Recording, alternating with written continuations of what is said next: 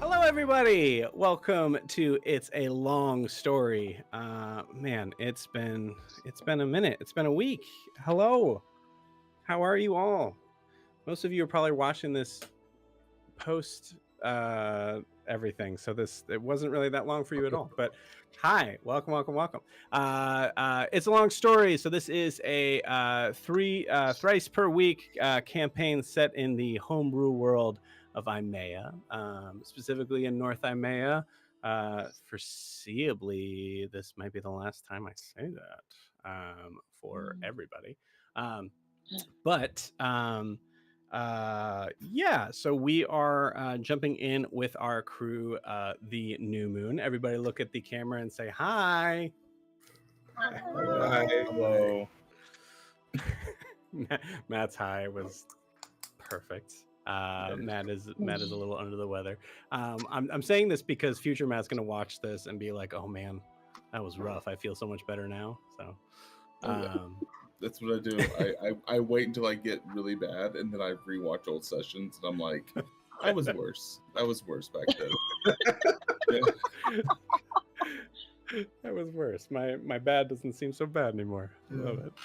Well, cool, awesome. So with the New Moon, considering that we have been gone a full week, so this might be a little bit more difficult to do, but Brandon, whenever you're ready, please take it away for us. All right, so last we left off, we had just the session before that we had met our new friend Valindra. We decided that we were going to talk to the queen, but first off, Anthe had returned to Valindra that night at the beginning of the morning with Slagtan to ask him about her necklace that she wears. It's actually a blood vial containing her father's blood. He seems to be a man of high respect, and she should look in Honoria, because I phonetically spelled it out, for answers about him, and that she might have more siblings than just Daphne. Whose father doesn't? Anyways, meanwhile, I've got some issues, okay? Meanwhile, Aerin and their party make their way into Raven's Rock and into the mountain. Meanwhile, back at the camp, Grian asked the queen to not mention that the party was there, just to keep the rods safe. When she asked about giving the Cerberus over, Anthe was able to persuade the Queen of Or to let us keep it. And then for some reason I wrote Titian kept it. Like that's the next note after is Titian kept it. The party must keep the city a secret. They make their way out. On their way out, they are being watched by Aerin very closely, who fires a guiding bolt past the group's head and right into a giant ghost before revealing themselves to the party. They tell the party that there is a battle outside between the war and a group of humans. Titian checks it out and sees that the humans are holding their own, but the Leonin are using some sort of like tall humanoid beast. Not quite sure what it was, but it was pretty scary looking. So Aerin explains that there is another way out. However, Anthe delves into their mind when asked if it's a trap, and she discovers that it is a trap. Regardless, the party follows them through the Kraken Mountain. When they reach the end and enter a clearing, as Aerin disappears, goes invisible, standing on the other side of the rock bridge that's kind of like in the area, is the lady Granchelli Mortimer, the head of Eriscar, the magic school. The group decides not to give her the rod when she asks for it, and shows it to her from afar.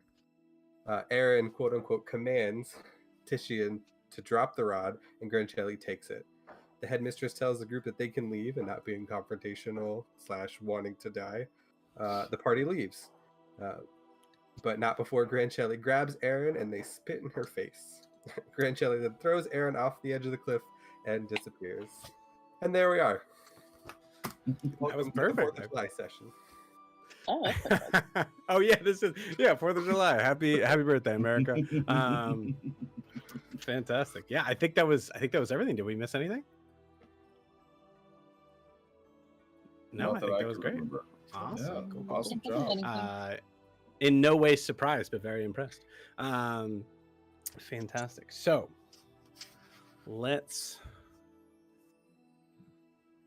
I think we're gonna jump in tonight on moving in from Aerin's perspective.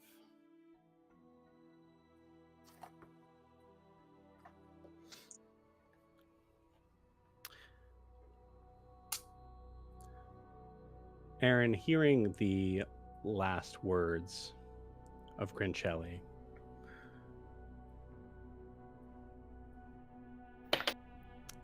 you feel you feel air beneath you. I imagine in that moment there's probably a point where you might have like shut your eyes because you thought this might have been it.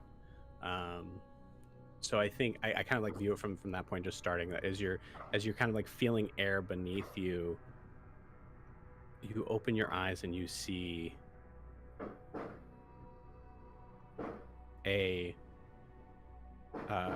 you see the rocky, sort of craggy space underneath that you're about to just crash into. It's probably about, maybe the first drop's about 30 feet down. As you do that, or as you notice this, there's a space where, just as if anyone's falling, a space where time starts to kind of slow down. And for Aerin, you take a big deep breath and you close your eyes.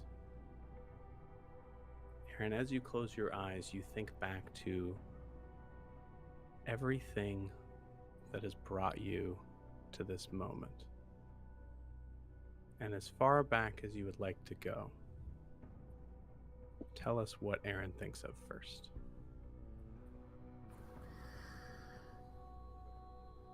Aaron's just thinking about Bella and what happened when she stood up against someone very controlling and powerful, and what happened to her, and just accepting, like, this is what happens if you try to do anything for yourself. And it's just kind of accepting, like, it's okay, you know, I tried, but this is how it goes. Cool. Awesome. As you picture that space of where that is, I believe Wella died on you leaving this group or during this group? That's what prompted me leaving. Okay. Gotcha. Okay, cool. Okay, give me 1 second.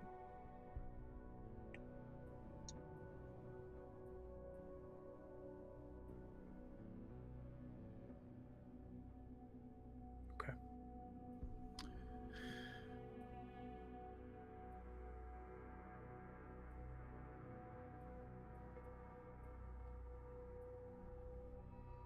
I think I'm missing something here. Hold on 1 second. I'm trying to be as open as I possibly can be. Was Wella's demise seemingly an accident?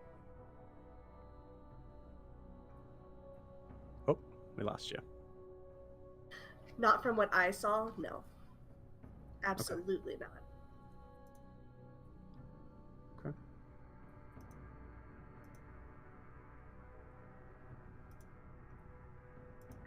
feel like there is. Is there a piece of backstory that I'm missing, maybe?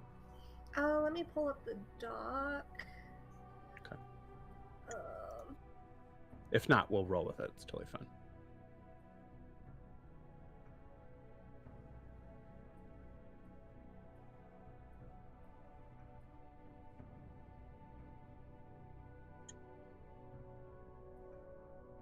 Oh yeah, and then for those who forgot, the whole reason it all happened was because in that kind of moment with Aerin and Grancelli, she spoke to her as an equal, and Grancelli was like, "We are not equals," and she's like, "But at least as far I can fly," and threw her off the cliff.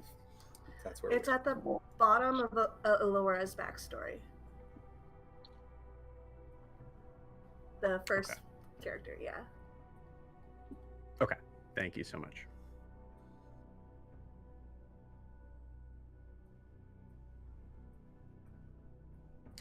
Okay.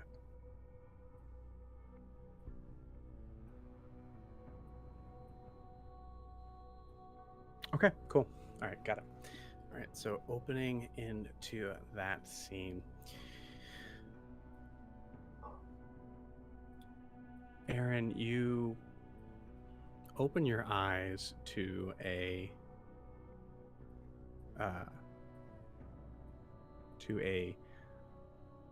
gnomish figure, dark of skin, a lot of black around the eyes,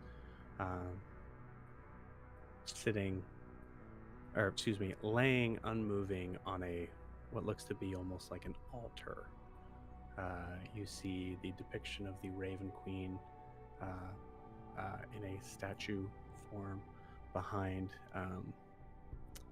As you slowly look around, this is a memory, but like slowly looking around, you're seeing a couple of other figures in your group, Alora being one of them. Alora is stepping up and saying a few things. In your memory of this, you're not hearing these words as you know them to be false, and you feel a hand squeeze yours as you turn and see Liana giving you kind of like a knowing look.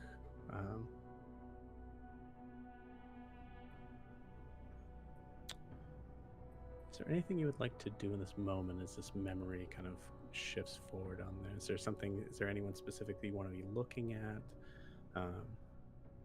If not, we can move that forward. It's completely up to you.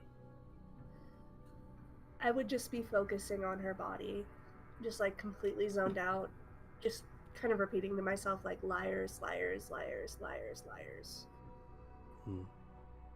In your head. Yes. You see, as Alora is talking, you see her kind of. You see her like as she's talking, she seems to catch your eye and holds there a little longer than the rest, as she is offering, as she's presenting the body of Wella in offering to the Raven Queen, knowing full well that Wella most likely is already passed over if that be the case. We kind of shift out of this in like a dark sort of smoky like and come to your bedroom, we'll say. Could you describe it for us? Kind of like a small, shoddy, like wooden house, just a little cot, a little side table, not much because we traveled a lot. Very little, nothing like sentimental or anything, just very like almost like a cheap hotel room, just what you need to sleep. Gotcha. Awesome. Sitting on the bed across from you, as I would say, maybe you most likely may have shared a room with Liana. Liana, her head just in her hands, You remember this memory as being the space where you started to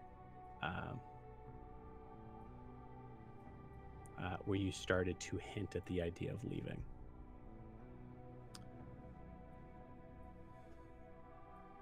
She lifts her head up. Are you saying what I think you're saying?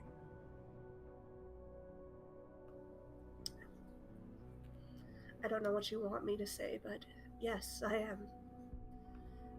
We need to get out of here.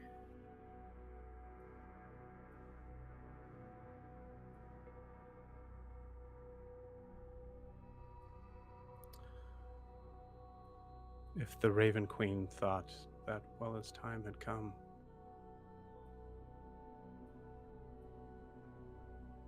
excuse me, if the Raven Queen thought that Wella's time had not come, they would have brought them back. This has nothing to do with the Raven Queen. Can't you see that? Alora is not of the... There's no way that someone like that could have her powers.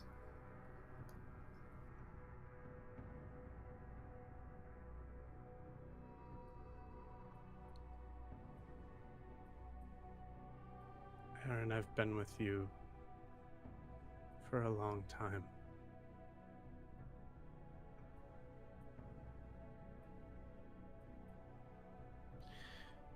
And I know how you're feeling. I understand. The concept of death, even for us, is sometimes difficult. What you're claiming, more importantly, what you're threatening to do, I shouldn't even be talking to you at this point. It's fine. Just forget I ever mentioned it. I'm going through a lot right now.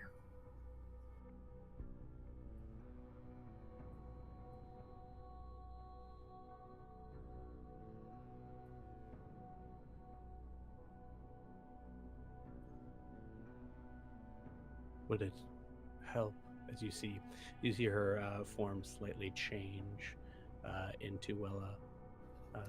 Do not. It just like starts to. Do not. That is not how we heal trauma. I think I'd like to be alone. Thank you so much, but I need to process some things. You see Wella's the form of Wella's kind of stops about maybe just above the lip as it kind of fades back into Liana.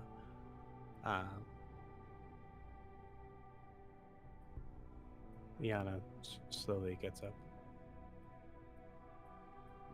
I understand. Not a word.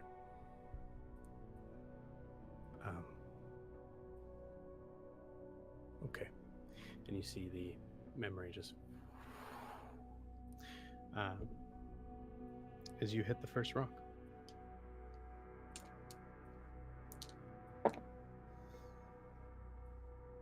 Take 13 points of damage. Bludgeoning. Coming back to the crew, I did kind of speed up some of the factors there. So if there's anything you wanted to say to Grencelli before they kind of like disappeared out of there, or if there's anything you want to do in regards to them, feel free to do so. Obviously, mechanically knowing, I would say everything barring starting a fight. I would say if you were like throwing something or whatever, they would probably disappear before it reached them. I would just be focused on running over to the cliff edge to help Aerin. Okay. As you run over, you see Aerin just flying through the air, and you see their their body hit that first rock and seem to almost like fall limp, like doll-like, as they start to kind of they're slowly turning, like tumbling over the second part of this cliff. Are they within 60 feet of you? Have they fallen 60 feet already?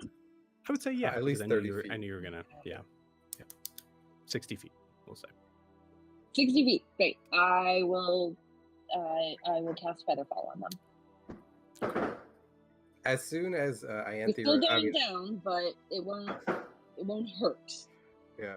I mean, I run up with Ianthe, obviously, like next to her. And then at that point, is Grancelli gone, or is she still there? I would say yeah, unless there's anything, like, we'll say that's what you're doing. Continue, and we'll say most likely it'd be pretty close. Depends on what you want to do. Okay. Could we hear anything that Grancelli could say to Aerin? Oh, good question. I'm gonna say no. I don't think so. Maybe maybe the last like 3 words. So like the At least I can fly. And then... at least I can fly, I think is what you hear. Yeah. But I mean, like, we definitely saw Aerin spit in Gwencelli's face, though, right? That was pretty obvious. Oh, yeah. Oh yeah, that was way too badass to not have everyone see. Oh, yeah. I think as Ianthe were to cast Featherfall on Aerin, I would probably say, and so can I, and I would proceed to spread wings and jump. Okay, cool, awesome. What's your movement? We'll say it took probably maybe 15 feet to get to the cliff edge. We'll say. My movement is 30. Okay, cool. So you out, and fly speed's equal to walking speed, right? Yeah. Cool, awesome. So 15 feet out, you're soaring out. You're 45 feet away, right? Yeah, 45 feet away from the cliff edge. Yep. Okay. And then does Ianthe's Featherfall hit or land? Yes, absolutely. Yeah, and I would say it's right after talking about things that you hear. You do hear a sickening thud, for sure, as you're running up to the cliff edge as well. So that's what caused you to kind of fly up. Cool. Are we doing like turn type things, or can I just run with it? Well, I'm saying, so I would say on this, I'd say that's probably about your turn, so to speak, right? Yeah. But you could just say, like, this is my intention. This is where I'm wanting to go with this. But I assume if I need to, I'm going to Misty Step 30 feet down, like, to catch Aerin. Okay. Okay, cool. Noted. To get ahead of them. Yeah. Because that would be 15 feet ahead of where they're going. Well, 15, you'd be exactly where they are. Because it took you 50 feet to get to the cliff edge. Oh man, this is bringing me... everyone, if you watch Friday's campaign, the math of walking speed got insane for them. But yeah, no, 15 feet to the cliff edge, and then 15 feet fly speed plus 45 Misty Step. Or excuse me, plus 30 Misty Step would bring you to Aerin, because Aerin was 60 feet from the cliff edge. Got it. Cool. Awesome. Yeah, so note that. We'll say that you do that. Anyone want to do anything else?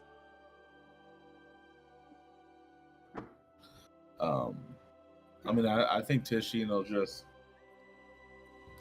kind of look at Gwencelli and just sort of shake his head, and I think just sort of, I guess, run over towards the cliff edge himself. Okay. I think that's all he can do. You got it. Yeah. You shake your head at Grancelli. I think he would just sort of shake his head at Gwencelli and just go, "Man, you suck," and then like he would just sort of run. Okay, like cool. Run. You got it. Yeah, I think at that you get a very like stern. You get a very stern look from Grancelli. She doesn't seem to be like, she doesn't seem to be put off by that statement from you. So yeah, so I'd say it's very expressionless as you see her and everyone around her start to kind of slowly fade out. Yeah. Geez. Slagtan or Adim, anything?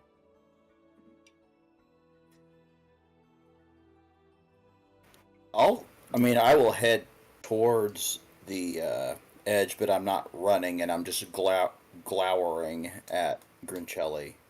I really, at this point, have no words. Okay. Is it like a survival thing where you're backing towards the cliff but looking? Yeah, I'm not in a hurry to get to the cliff, but I'm like staring at her, probably growling because I don't want to get. Because I also know there's something else there that I can't see because I can smell it. Mm-hmm. So I'm still kind of hyper alert about that. Ooh, that's cool. Give me a. I mean, you as players, you guys might have recalled, but I remember the I remember the battle scene. Yeah. So say, give me a perception check if see if Slagtan sees.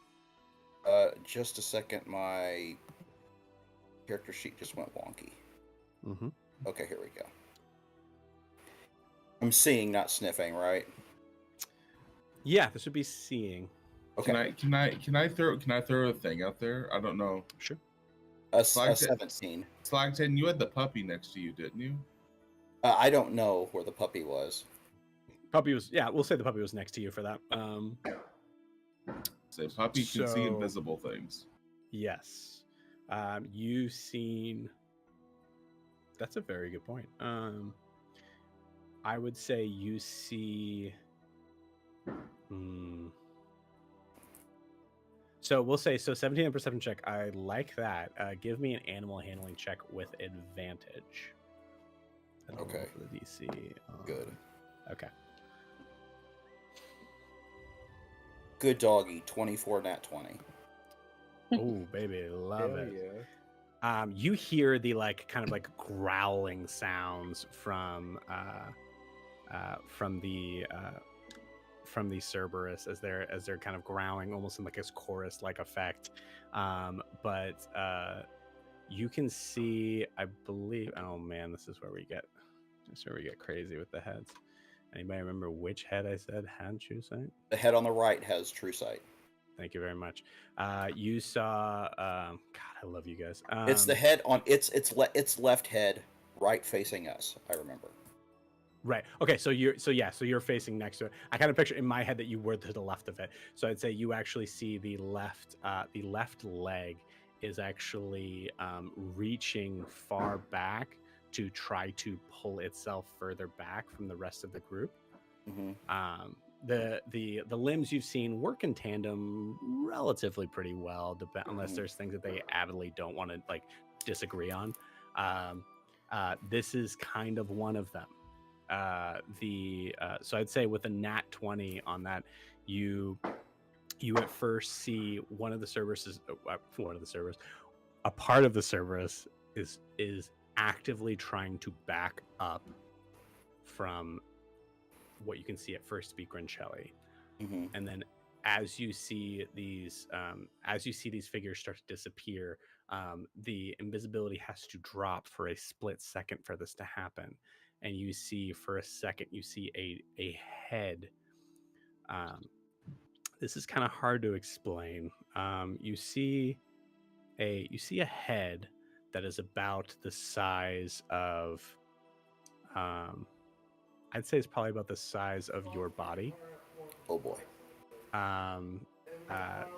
Standing about, you don't get time to see the legs before it kind of disappears, but it seems you see it kind of hovering about 25 feet in the air. A long neck. You see this this weird human hair that's this dark black, but is kind of laying over top of itself in this disgusting dirty, slimy sort of way. But the thing that is most disconcerting and maybe horrific, depending on how you view it, is that as you're looking at where you assume the face to be of this thing, you see nothing but an empty void. That's see horrific. it's this concave sort of space where you can see that the skin has opened up into this hole where there's this massive almost like purple like very dark purple vortex. You see there's like little kind of like pustules kind of coming up from the inside of this thing, as it's and actually this. Okay, cool. This is really funny for this person to feel this. Slagton, you see this thing look at you, and you feel your hammer. Do you think you have your hammer like to your side, or like on your back? Probably on my back. On your back. Okay, cool. You feel the weight of the weight of the hammer on your back all of a sudden just becomes significantly heavier. Not unbearable. Mm-hmm. But in the way that I say before you attuned, because you rolled a nat 20 on this, so I'm trying to give you all this stuff for this. Mm-hmm. In the way that you feel the hammer was before you attuned to it.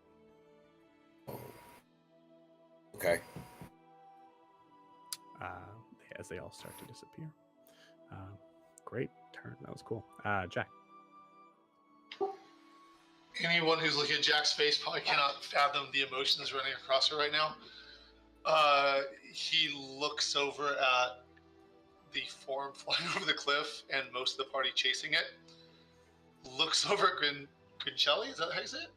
Mm-hmm. Grinchelli, yeah. Okay, Grinchelli. Looks over at Grinchelli. He winks at Grinchelli. Not sure if she'll notice that, but he winks at her. And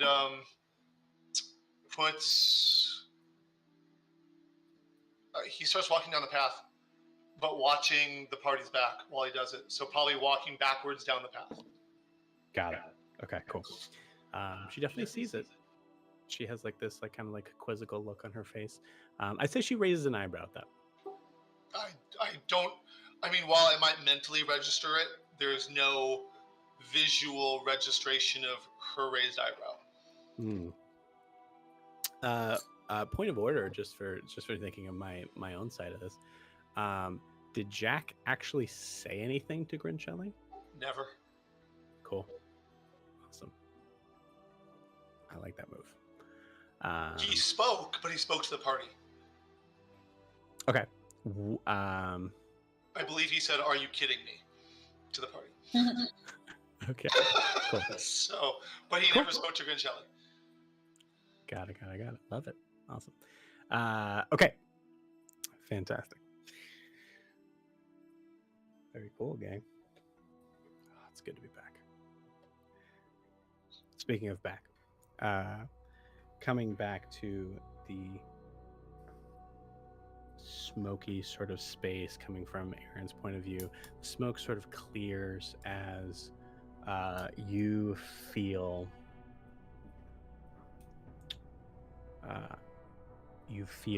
the sense of you feel the rush of wind against your face, but a very different type of wind, like a cool night air.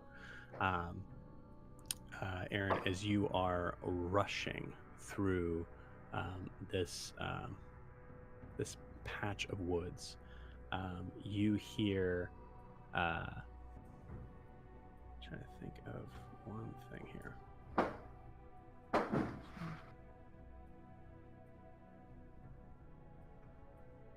Just want to make sure.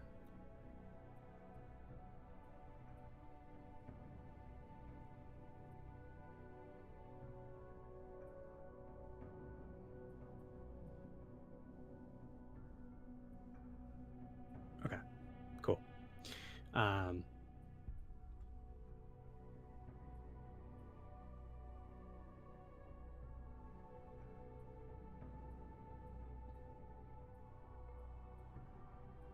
I'm going to do something that's going to be a little tricky with your backstory. Okay, feel free to tell me no. Remembering this moment, you are rushing you're just trying to basically flee on foot. You had written a letter. You had sent it out. You had not gotten a return, and you feel like there's been more eyes on you the more time you're having to fake wanting to be in this party.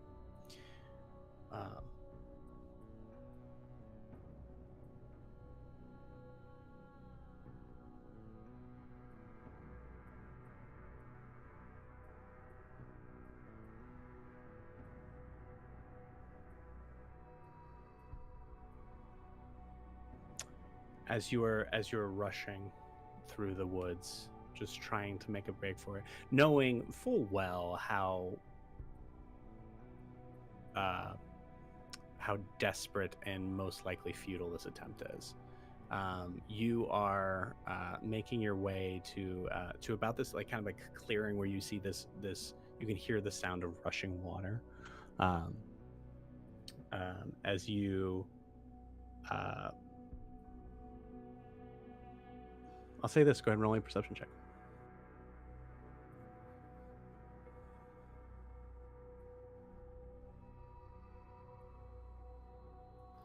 $19. 19. Awesome. So I'd say as you hear the rushing water, there's a point where you just try to slow down just enough to see. You see a figure that is kneeling next to the river, and you immediately recognize this person as the bright moon is shining off of their head, off of a bald head, as you see Sathas Cromwald kneeling by the river. So far as you know, no one has recognized that you had left. You haven't really gotten very far, obviously. As Sathas is just kneeling, he might be in prayer. It's hard to tell. His back is facing you. I will stop and try to stealth around him. You got it. Roll me a stealth check.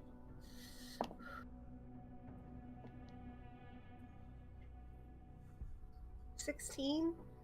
Nope. Oh. As you start to kind of backpedal, the classic broken twig. Oh, hello? Oh. You see him draw his mace from his back. Who's there? I'll just Let's keep see, trying to yeah. slowly back up. Okay, cool. He starts to kind of make his way towards your direction. You see the like kind of greaves of his right shoulder start to kind of glow in a very like bright sort of purple essence. You see it kind of reflecting off the trees. He's moving towards you. He hasn't seen you yet. He's just clocked the noise. It looks like. As you continue to back up, go ahead and roll me another stealth check.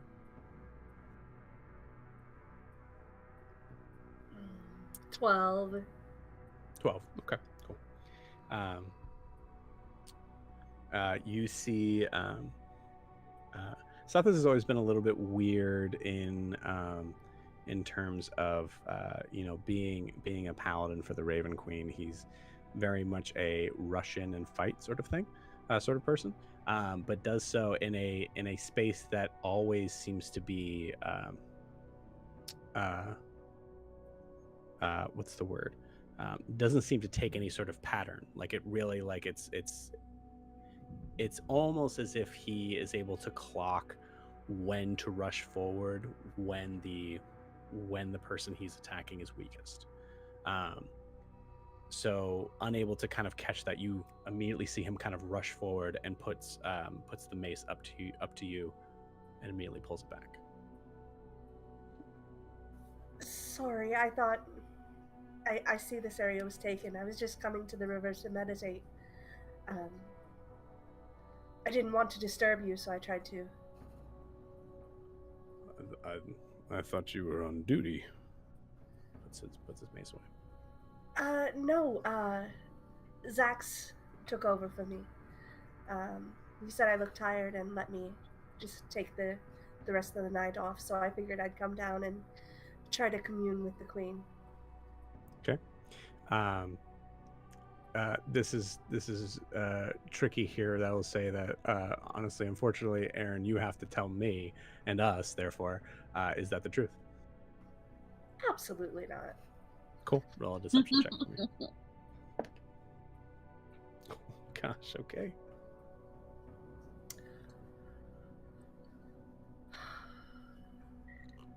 I'm sure a 4 doesn't mean anything. It definitely means something. Means you roll like I do.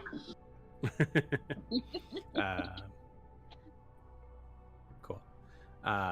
Sathas kind of he's sheathing his mace, but as you say that, you see him kind of just look up without taking his left hand off.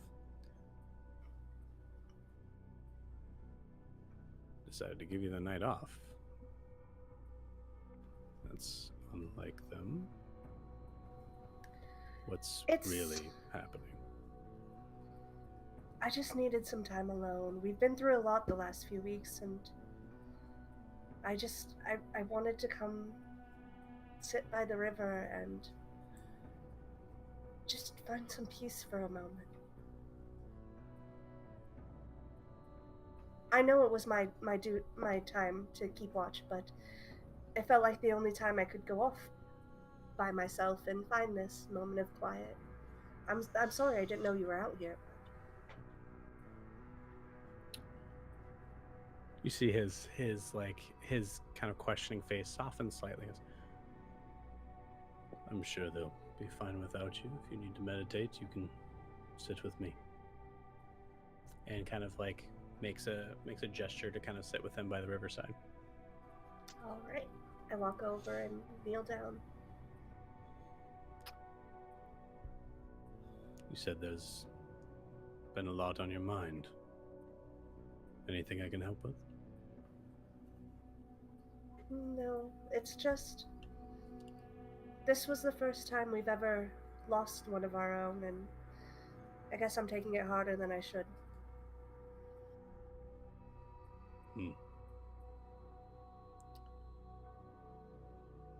Yes, it has been difficult to be ourselves at this time. I fully understand. Of course, it was well as time to be collected. You do understand that?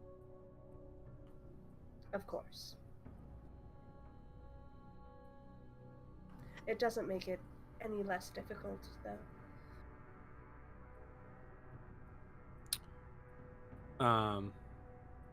Roll an insight check.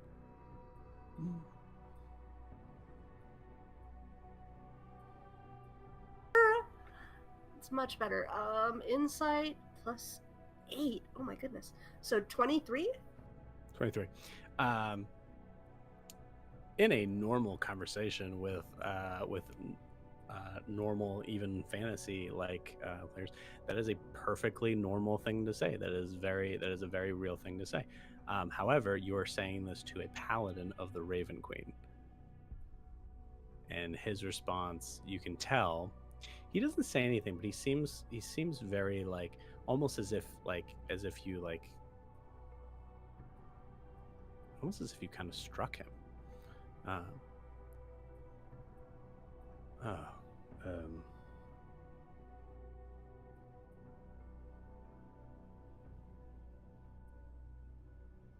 How fares your faith in our queen? As strong as ever. I trust in the Queen's guidance and her gifts that she's given me as much as she's given you yours. And I trust that she's there for us.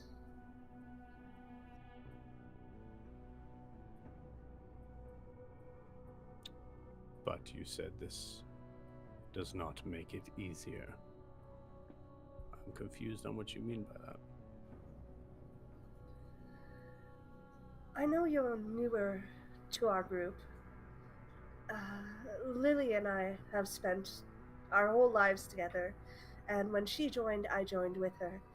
So I guess you can say I've never really had someone I care about be out of reach ever in my life. It's hard not to be able to talk to her, see her face, or seek her guidance when I need it now. I understand that the queen, she's in the care of the queen, but it just feels like she's so far away.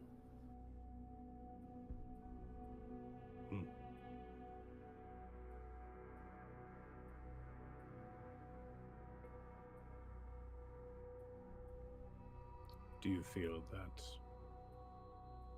meditating by this river will bring you closer to her?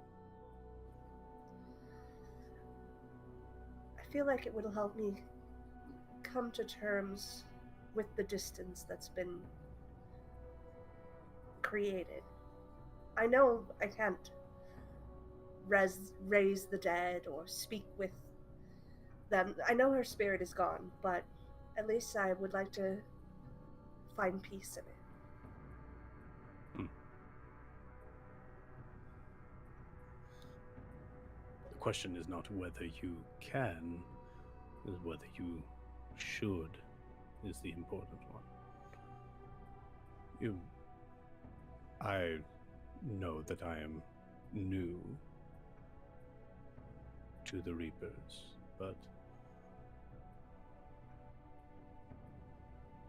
my faith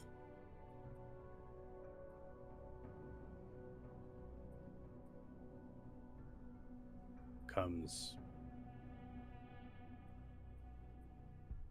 from a strength of understanding that this is the way things must be. I had a family.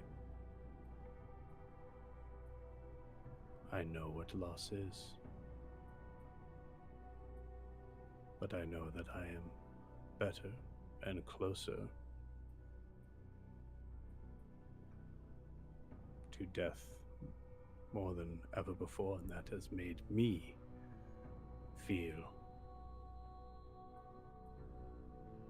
at peace with it. If you would like to see if you can confer with Wella from the other side, I can help you meditate.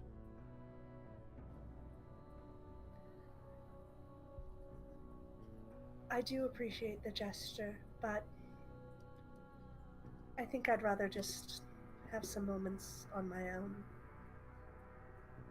Thank you, Sothis.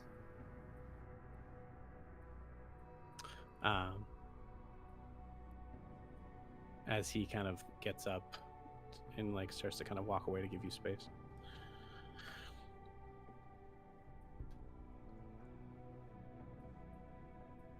Aerin, I hope you understand that this conversation stays between you, me, and her. He just gestures to the stars. Of course. I'll leave you be. Walks off. Aerin, as you're staring out, you see at first just a almost like a small black dot in the silhouetted against the just giant moon. You see it start to kind of become bigger and bigger as it's coming closer to you. And as your memory starts to fade, you see the light of the moon kind of catches the wings as you see a bright gold illuminating off of them as your senses start to become split. As you kind of blink back and see, just as you hit that first rock and are starting to kind of fall down, you feel yourself kind of come to, and as you're moving slower, it allows Grian time to be able to kind of come up and scoop you. As you are saved from any more damage.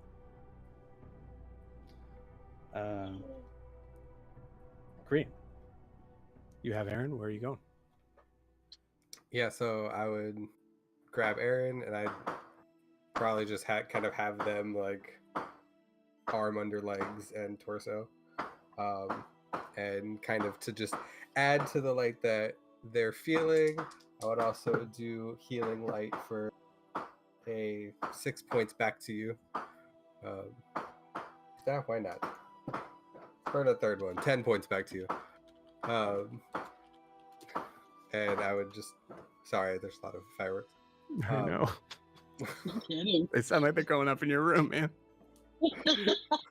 Just see like bright lights behind Brandon right now. The South in America, everybody. That's right. On the 4th of July. So, just having Aerin in both arms, and as we're kind of going back up to the ledge, I would look at them. You're doing all right. They hit your back there pretty hard on that rock. Thank you. I'm okay. Thank you so much. Oh, it's not a problem. Don't worry about it. And he'll like wink at them and kind of go back up to the ledge. Okay. Yeah, you both appear back on the ledge as you let Aerin down, and you see there is you are all alone, for better or for worse.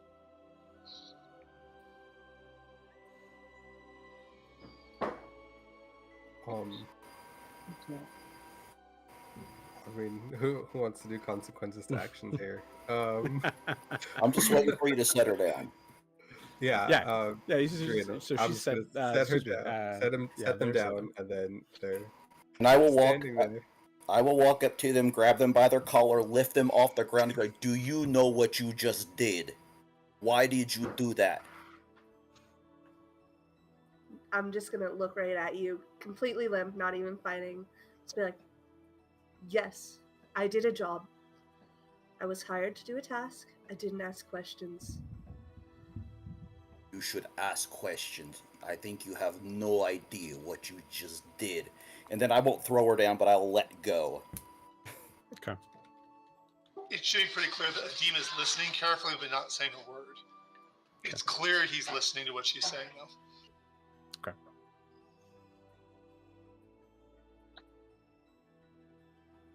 Look, if it makes you feel any better, the agreement was none of you were to be harmed. There was no harm to be done to anyone. It was just a simple delivery. And then the deal was done. Well, unfortunately, the harm will come to everywhere because of this. That was a pretty powerful rod you just gave her. A pretty powerful magic weapon. And she's a pretty powerful woman. And dangerous, and who now has very dangerous. Adim starts walking down the path. Okay. Away from the battle. Got it.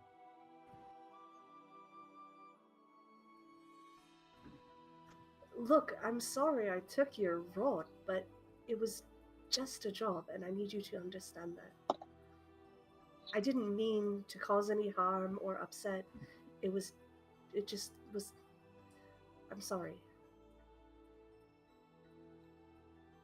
And I'm just kind of go around pacing, hands on head, just kind of agitated, let's say. Okay. at least two of the heads are just watching you going back and forth. I think Tishian walks up, having. I imagine Aerin's telling the whole group all of this, like this great apology. Mhm. Tishian just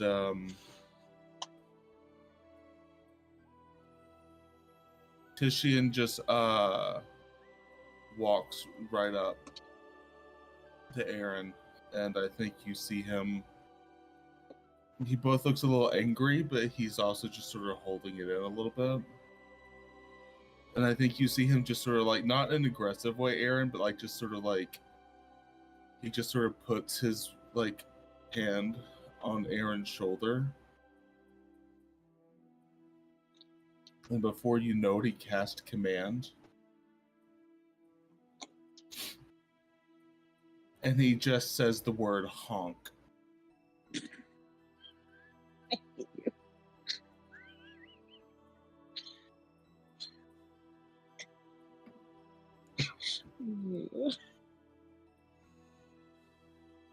What is that, a wisdom save? Yeah, that's a wisdom save of 15. Cool, I got an 18.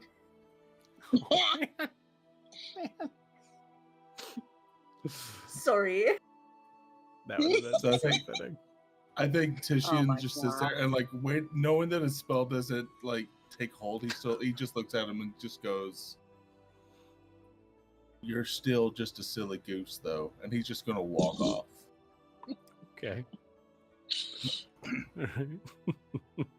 I am very. I'd like to say one thing, Matt. Your Yeah. voice fits your Eeyore vibe so great. Oh yeah. Yep. It's so good. If I can only have sentences all the time. No Yeah. thanks. He's been super grumpy today. So Ianthe, I imagine you kind of like lift the you lift the spell. Oh yeah. Yeah, as soon as they landed, I don't think it lasted that long anyway. How long does your detect thoughts last? That's a good question. And do you still have it up if you do? I don't think I do. 1 minute, no. Okay. Because Got I cast it when we were in the mountain. There's no way. Okay. I could do it again. That's completely up to you. I was just curious. I'll wait. I'll wait on that. You got it. But I will, everyone, specifically Slagtand, I'll just say, listen, we knew that I said we weren't walking away without that rod. And here we are, walking away without the rod. It's not their fault. It's her fault. So it's not fair to blame. I don't even know if we know your name. Do we? I can't remember. I think so. We might have. Yeah, I know I think her you name, said so- your name. Yeah. Okay. It's not fair to blame Aerin for doing a job. We did a job. She was going to kill us for that rod. And thanks to Aerin, we're walking away. So, thank you. Adim pauses as he's slowly walking down the path when he's hearing what she says, but only pauses and then continues away from the fight. And by fight, I mean the war, not the party fight. Yeah, I would say so. The weird thing is that to be able to kind of like walk back down the mountain, the idea is that you basically kind of are circling, right? So you're kind of like you're coming up behind. Okay. So if you're good with that, I just want to make sure that you understand that. Up behind of them or up behind of the fight? Up behind the fight, like so behind, your basically you guys went around. Okay. essentially. I So you're will. kind of, I will stop my progress when it seems I'm getting closer to the fight and get into some sort of position to watch what's going on. But hiding from Yeah. the fight, but not the party. Cool. If that makes sense. Yep. I'm I not think trying to run from the party. I'm trying to continue the path I thought we were walking on before they threw the traitor for humanity off the cliff. So. Right. And I would say, like, technically, assuming that they haven't moved, you would not necessarily, you'd be making the same space, right? So it's just to make sure, like, it's so you're not moving closer, you're not moving further away, because it's that circle within a circle sort of idea. That's fine. But I will say, yes, please roll me a perception check. It's a low DC too.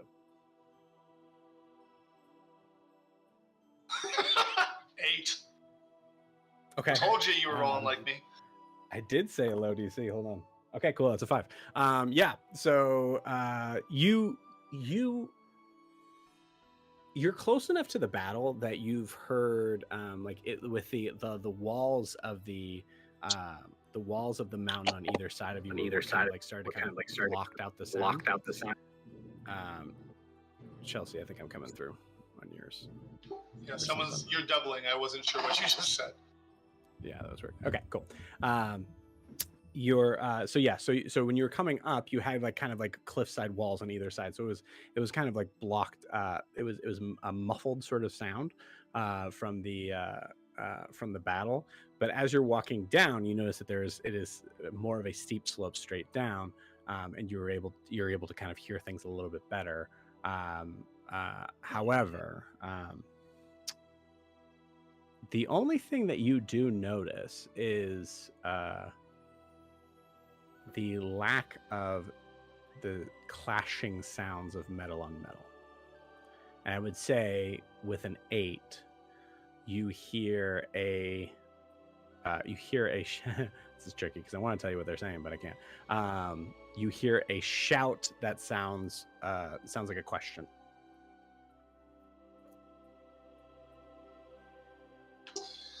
I focus on my bracelet. Okay. And think about the other 4 people in the party. Okay. And send to them.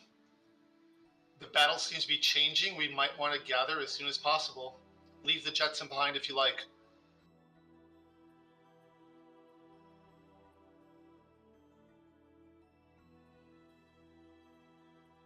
So you all hear this, except for Aerin, of course.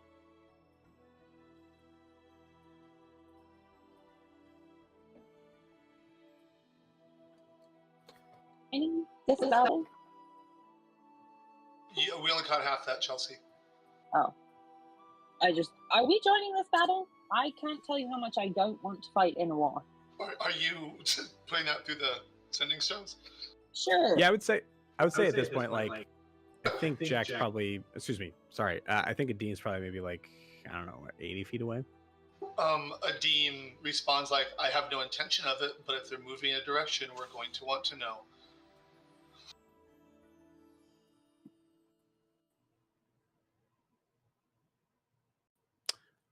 Titian, roll me a perception check.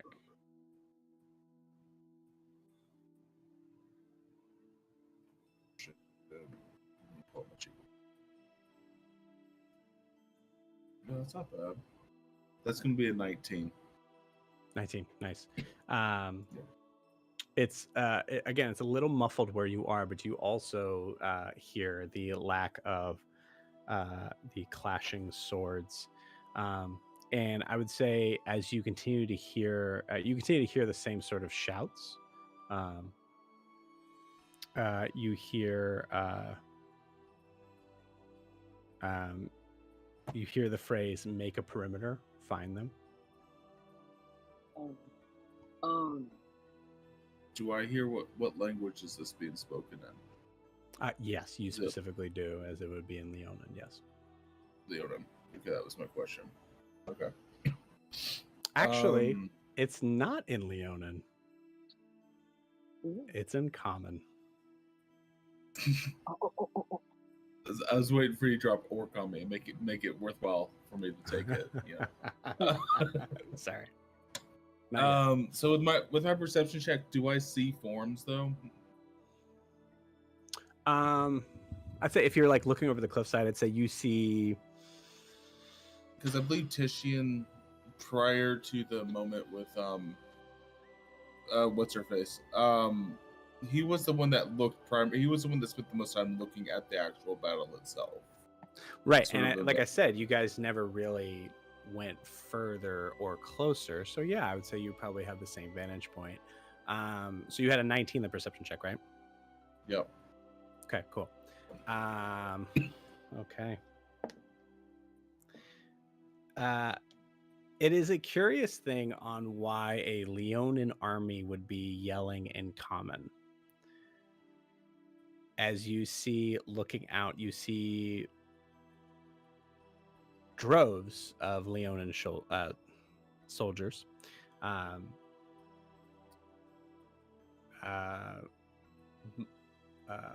Many of which were like kind of like who are definitely damaged in some way. They like limping, kind of like clutching an arm. They're not all like defeated or anything. It's just you can tell there's definitely wounded among the group. You also see some that look a little lankier and a little shorter. You see most of them seem to have helmets on, but with a 19, the armor and the helmets that they're looking like are significantly cheaper looking and more primal, for the lack of a better word.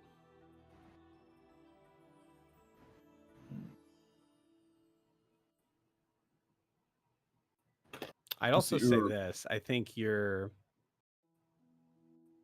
with the Leonins, there's a word for that, and I cannot remember the word is.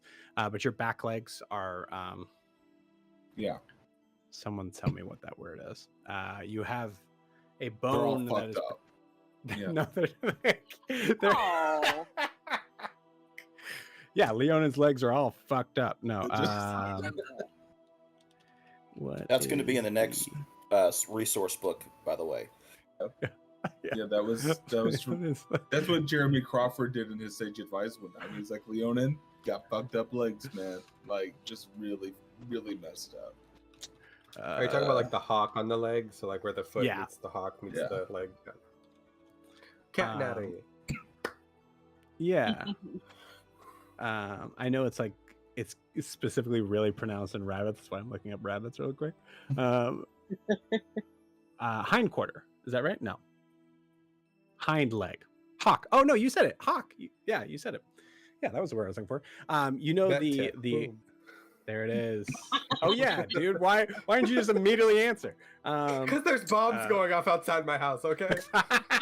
Or inside. Who knows? Or inside. Oh god. Yeah, the hawk of the legs of Leonins are there, but they're almost gone. I would say like in an evolutionary sort of state. They're there slightly, but Leonins stand straight up, tall. That's their thing. Some of these other figures that you see definitely have more pronounced versions of those. Okay. And you notice that because their movement is different with that. You see them kind of like hunched over a little bit more. They also seem to be moving quickly. Spreading out, literally making a perimeter and searching for something. Would these creatures remind me of the gnoll that we saw at the tavern? With a 19? Yeah. Yes. Alright, so they're with more of these gnolls. Okay. Having seen that, there's more I want to see, but I don't think we have the time to like sit here and think about it. I think Titian gets on following Adin's statement, I think Titian just like pulls up the sending stone. Those aren't verbal, correct? Those are just thinking. Yes, correct. Yeah. Okay. Titian just will pull up the sending stone, and he'll just go. All right, everyone, grab the new person, and we gotta get the F out of here right now. We got to scram, and like And I think Titian will just sort of like start making his way, hopefully with the demon toe. Okay. I apologize. I think it is verbal. I think you do actually have to talk. Oh. Because you're casting sending, and the sending is verbal. Sending is verbal? Yeah. All right. Then Titian will tap Adim on his shoulder and then just sprint right back to the group. And as soon as he gets there, he's just going to not even break his stride and just sort of say, as he runs by, he's just going to go. Okay. I love it. Like, just trying to, like, not in a cowardly way, but in a way of, like, hopefully everyone will see him running and realize we gotta get out of here fast. Like, this isn't a time to fight. Not the this is a perfect opportunity to have the cowardly lion run in everyone's heads at this part. Yeah, You yeah. dive through what does he dive through? Is this a door or is it like a paper thing? Anyways. Yeah. Wizard of Oz, go watch it. Cool. All right, so what are you guys doing? I'm running after Titian. You got it. Grab Aerin's hand and say, if he's running, we should follow. Come on. All right, I follow. I will compose myself, and I want to bring up the rear if possible with the dog. You got it. I'd say cool. for Grian, like as pretty as his wings are, they're really noticeable. So he's gonna retract him and run. Adim will follow Titian, try to stick relatively close to Ianthe. Okay, cool. So, question for everybody is: are you trying to make up as much ground as possible, or are you trying to be stealthy? Which is the more? Well, can I ask with that perception check? I was sort of assuming that we were right there at the moment when they said spread out. So now is the time to just take as much ground as we can, right? Like before they can actually spread out. Yeah, I mean, it's possible. You could see them. So there's always the chance that they might be able to see you. Mm-hmm. And you guys, like I said, like the path down this mountain seems to not move you further away, right? So the idea is basically saying, like, once you get off the mountain to the ground, how close are you, right? So that's what we're kind of determining here. Do you want to be stealthier or faster?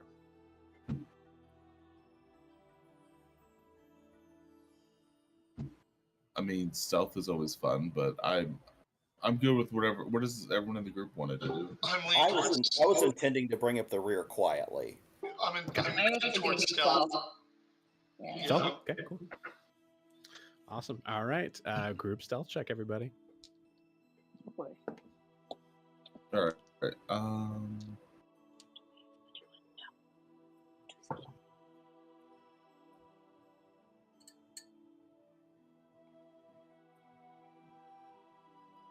Yeah, and go ahead and put it in chat. Thank you. Shit.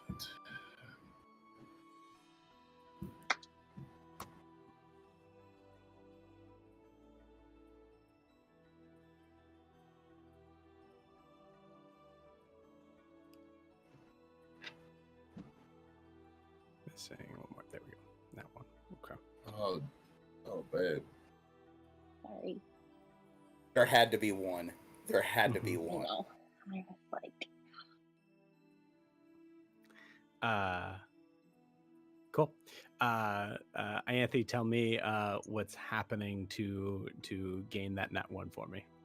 oh, she's got this new beautiful golden gown on. That's a but good it's a lot point. heavier. It's a lot heavier than she was expecting. Probably longer than she's used to. So she's just tripping over it. Love it. Awesome. Cool. I will say it doesn't necessarily make any extra noise. I don't know why on your character sheet it's putting you in disadvantage and everything, so please ignore that. It's because it's because it counts as armor, and I don't have armor proficiency, but I gave myself temporary armor proficiency. To Oh, just give yourself armor proficiency then. Yeah. That's fine. I just did leather because it's a leather armor. Mhm. Yeah. No, that's fine. Awesome. Cool. But I'm Yeah, still I'm tripping totally over this incredibly beautiful and radiant gown. You're overdressed for the environment. I'm definitely overdressed. It's yeah. Keep getting snagged on roots. It's not going great. Love it. Cool. Titian's probably leading, right? Yeah. Yep. Cool. Titian, as you are as you're moving slowly down the mountain, trying to keep from even like falling pebbles, things like that. Like it's very difficult to be able to get down this mountain unseen. You are having to desperately like catch all of the pebbles that are falling down, specifically from Ianthe's feet, with your paws, with your foot paws.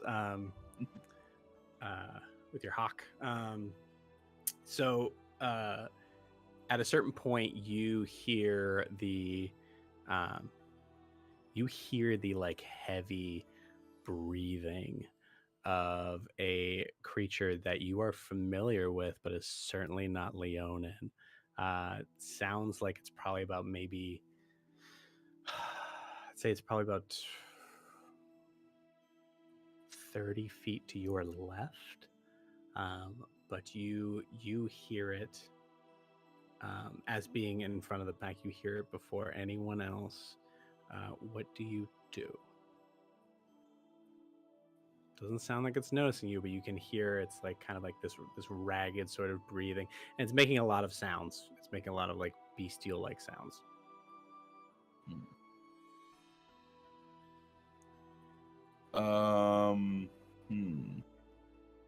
You know what? I will cast command on this creature. Okay. Awesome. What's the distance for command? Command is 60 feet. Okay, great. Awesome. All right. Give me 1 second. Let me bring up an actual stat block for this thing. Excuse me. Assuming these things aren't too wise. They are not too wise. I do know that. Except this one. This one's the smart one. Except for this one. This one has plus 20 to it. No. Yeah. This is the really hard-headed one, is what it is. This one minored in art history in undergrad, and it just can't shut the hell up about it. You got it. Cool. What's the DC? 15. Okay, cool. Go ahead and tell me what you say. Sleep. Leap? Sleep. Sleep? Sleep. Okay. Yeah. Cool. Second, let's go. I think that'll work. I guess I'm just kind of kidding. Sure.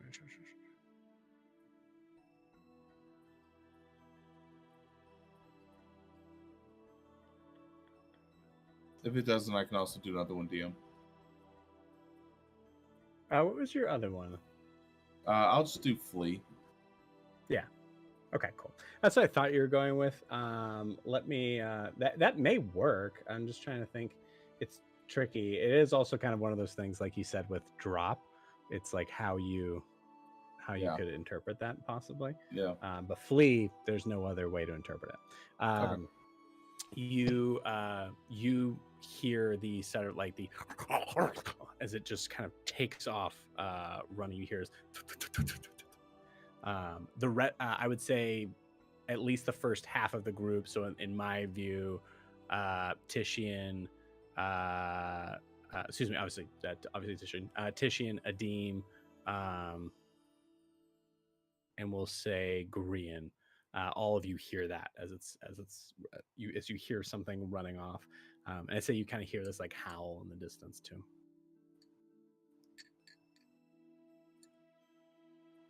What the fuck was that? Is it close enough when I hear that I can use my reaction? Yeah, if you want. So I'm trying to use my weapon, a new weapon, but I want to steal knowledge. Ooh. Okay. How close did I say it was from you guys? 30? Mm-hmm. Okay. Maybe.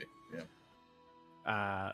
So this would be in reaction to doing this, you would be throwing this with disadvantage. I think it's 20 and 60 for a dagger, correct? Yes. Okay. Well,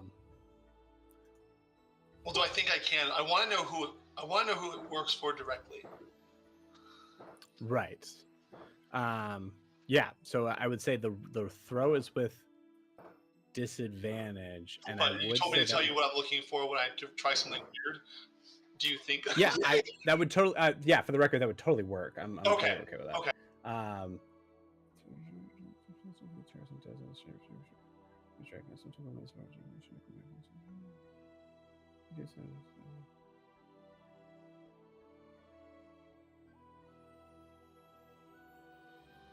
That's weird. I would think there'd be something that if it takes damage, it drops the action, but I don't see that here. Oh, no? Yeah, it won't stop what it's doing, so go for it. There's actually, there's no consequences that I can think of, besides, like, if you missed, the sound could alert another one that's there, but that would be the only concern. So yeah, go for it. So does it sound like there's more than one there? I thought it was alone. That's all you could hear was one, right? And I'm trying to kind of saying in this moment, okay, you're not in that entirely case, sure. If I'm not entirely sure it's alone, I do not throw it. Okay, cool. Yeah, I'm out. I like where your head's at. That's cool. That's neat. So Awesome. then Yes, you you all guys... see a team take out the weapon, think, and then put it back. Cool. All right. So if there's no other RP in this moment, you guys do manage to get away. I'm going to tell you guys straight up. I rolled with disadvantage because you guys were choosing to be stealthier as opposed to making ground. And I rolled a natural 16 for the first one, which would have been bad. And then I rolled a natural 2 for the other one. So very nice. So I will say it takes a little bit of trickiness on your guys' part as you're moving back, but you see as you're leaving, those of you who think they would dare to kind of like look behind them as they're trying to make ground now that as they're leaving, I imagine Titian would, I assume, but anyone who wants to, go ahead and roll a perception check.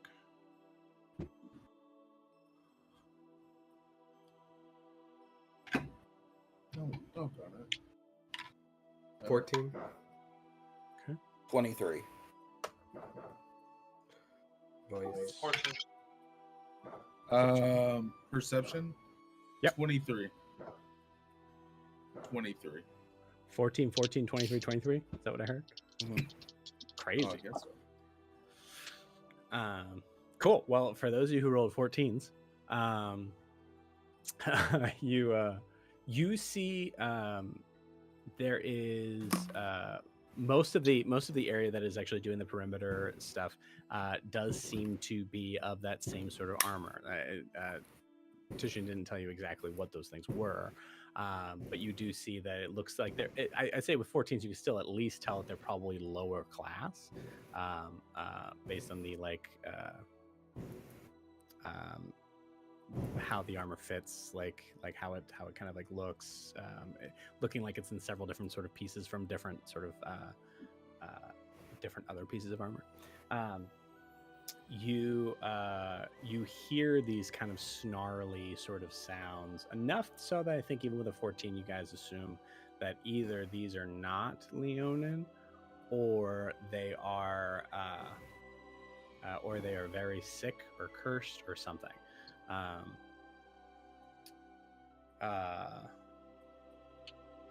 think with a 14, you also see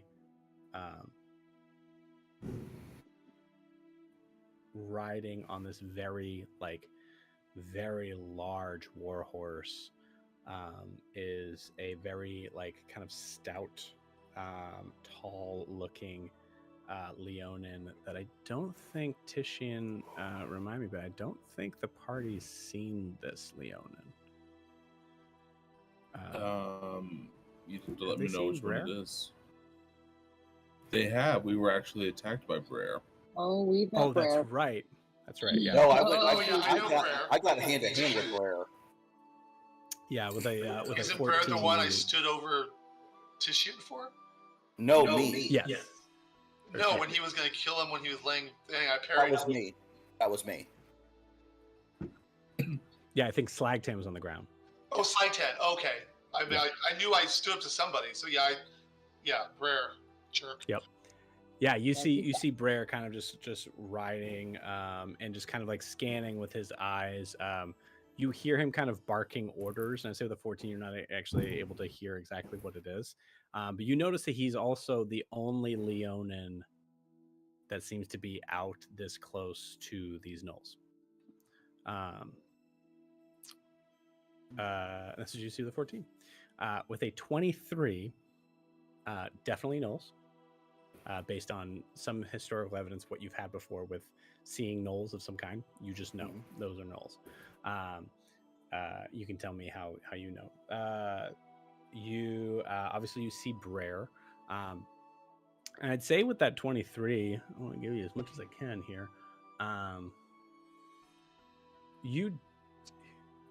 You clock the idea that Brer is the only Leonin that seems at least comfortable with talking with these gnolls, which would make sense, especially to Titian, as gnolls are not brethren at all, far from it.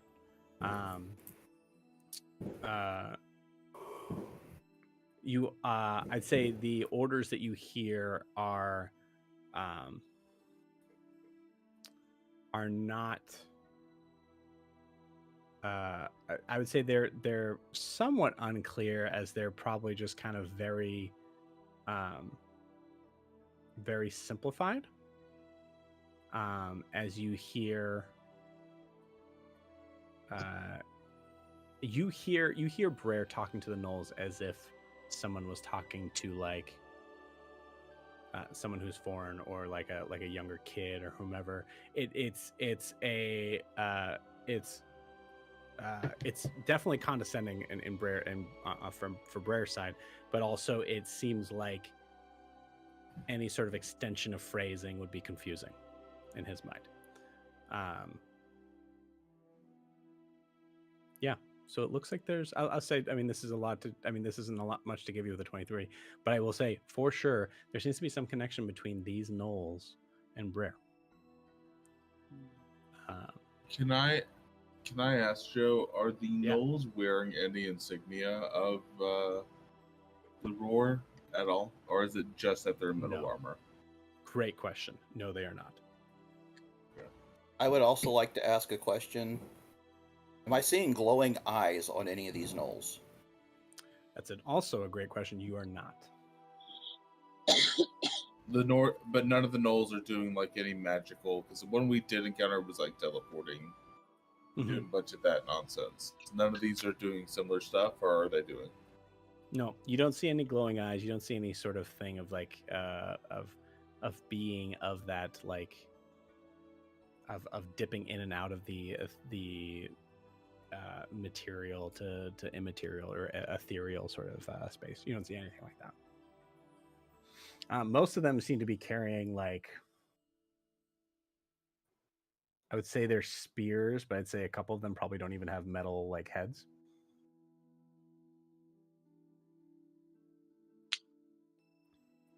I will tell you this also with the 23.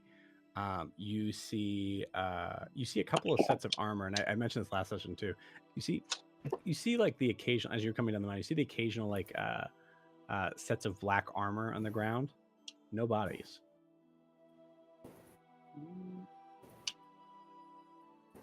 Like the armor from the other side that they were fighting, there's no bodies left in those? No bodies. You just see empty cases of armor. Interesting. Or pieces. You know what I mean? Any other question? No, I'm just thinking to myself, the Leonin brought the B team for this fight. Yeah. Did he though? Did they? You definitely saw, for the record, I'll say you definitely saw Leonin. Well, Titian definitely saw Leonin at the beginning of the fight. And granted, you were pretty far away. They were kind of more grouped together. It wasn't until there was a spread out sort of formation where you started to recognize differences in armor there. So there's definitely Leonin here as well. Most likely licking their wounds or doing something that would be considered to be more important for them. I think this is my last question, and it is does Brer look like he does Brer look like was actually engaged in combat, or does he have the appearance of someone directing from like outside of the battle, outside of like the actual combat? I guess that's probably a question for you. Do you think Brer is the type of general that is in the heat of it, or does he stay outside of it?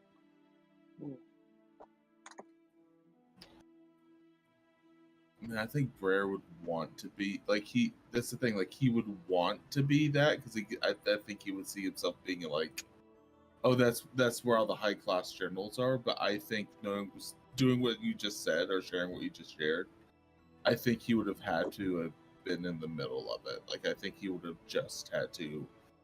His ability to command with words would have been so limited that he'd eventually just have to get in there. I think also that's a good point. And I think also with the 23, we'll say that once you see Brer come, you see like a couple of like marks of blood, and you're not sure if it's his blood or whomever's. I think there's also with the 23. Titian, did you roll the 23? Yeah. Yes. Okay, great. So Titian, you know that I think that Brer coming for you guys was very odd. Brer usually gives orders. He doesn't at least not anymore spend time in battle. It is clear that he was in battle, and I'll say with a 23 that means that they were surprised by this. Okay. Yeah. I mean, I'm even thinking the other time we sort of interacted with Brers, he was actually responsible for killing the citizens in Muir for the taxes or something like that, right? So seems like... I don't know if that would have been Brer himself. I might have said that. It probably should have been another elite knight. So okay. Okay. I think Titian just wanted to know that if he was sort of marked or not marked in this sort of battle, but that's it. Definitely marked. Not like hurting or anything, but definitely seems like he was in the fight.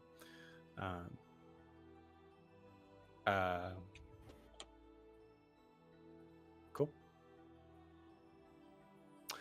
Actually, I just realized I might not have made this obvious. So just a small thing here. You also don't see any like captured Black Knights. Like there's all you see are things of armor on the ground, and not a whole army's worth, just ones that look like most likely have fallen. So the rest of them are all gone. Okay. I think this is as good a moment as any. As you guys are walking away, and just keeping in mind too, I believe we said that this was bright morning out, right? Sure. Yeah, Sure. I believe so. I think it was early in the day. As you guys are making your way, and you feel like you're kind of at a safe distance enough to talk, Titian, are you saying anything to the group? I think the moment we get a little bit clearer, I think Titian will start talking to... who's by Titian right now? Slytan's pulling up the rear. I imagine it's a demon beside him, so I think Titian will start just sort of talking about how we saw a bunch of gnolls back there, and how Brer seems to be, being the ones that's after us, and that sort of thing. Cool. He would just share everything he saw. All right. Who are you talking to specifically? Just give me someone. Ianthe. Ianthe. Cool. So Ianthe, as you were watching Titian talking to you about this, you hear Titian start to explain. So yeah, so I think I saw Brer, and then I saw the Knolls, and then the Knolls.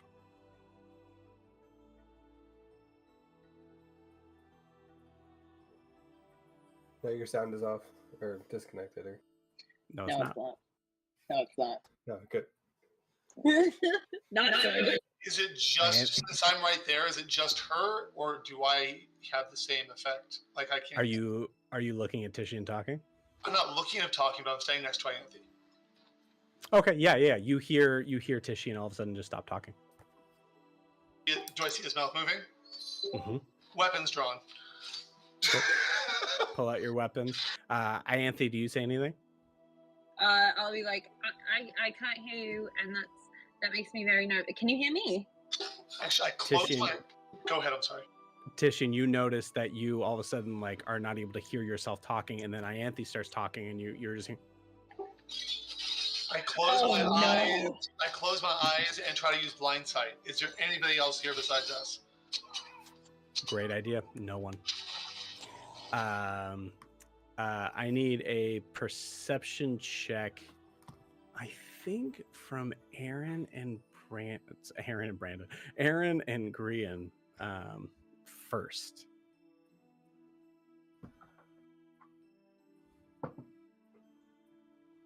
$19. Cool. 19 as well. All right. Wow. Doubling it up today. With a 19, I would say you guys hear this abrupt stop in conversation. You turn and you see that there's like broken sound. You might even try to say something yourself and notice that there's nothing that is going on. Grian and Aerin, being people that are of a certain race, there is an inclination to notice when something is wrong. There's a possibility, at least, that you would be the first ones to look up. As you look up, you see the sky slowly start to go from its normal sort of orangish hue to being a very bright and surprisingly ominous dark pink. There's a haze that seems to almost kind of come in from the side as most likely one of you in the eventually you're all seeing this, right? So eventually one of you in the group kind of look back to see if any of the rest of the army is doing anything with this, and you see just shouts and you see movement with the weapons in the air. You definitely notice a sense of shock and fear as you're all looking around, and you cannot see where this is coming from or anything of the sort. Give me 1 second. Panic. But after about maybe a possible 3 seconds of this, we'll say 5 seconds of this, you start to hear a voice. Citizens of Imea, hear my voice echo in your minds, for I bring you a message that will shape the very foundation of our world. I am Tom, and I am here before you not as a conqueror, but as a liberator, seeking to unshackle you from the chains of tyranny and deceit. The ones who claim to lead and guide you have woven a tapestry of lies, distorting our history and manipulating our destinies. But no more. It is time for the truth to be revealed. In the depths of your hearts, you have felt the whispers of doubt, but nagging suspicion that all is not as it seems. I am here to confirm your fears, to expose the web of deception that has been cast upon you. They have hidden the truth, concealed the secrets that would empower you, and kept you subservient in ignorance. But I am extending a hand, an offering for you, a chance to break free from these chains and forge a new Aimea, a beacon of light and righteousness.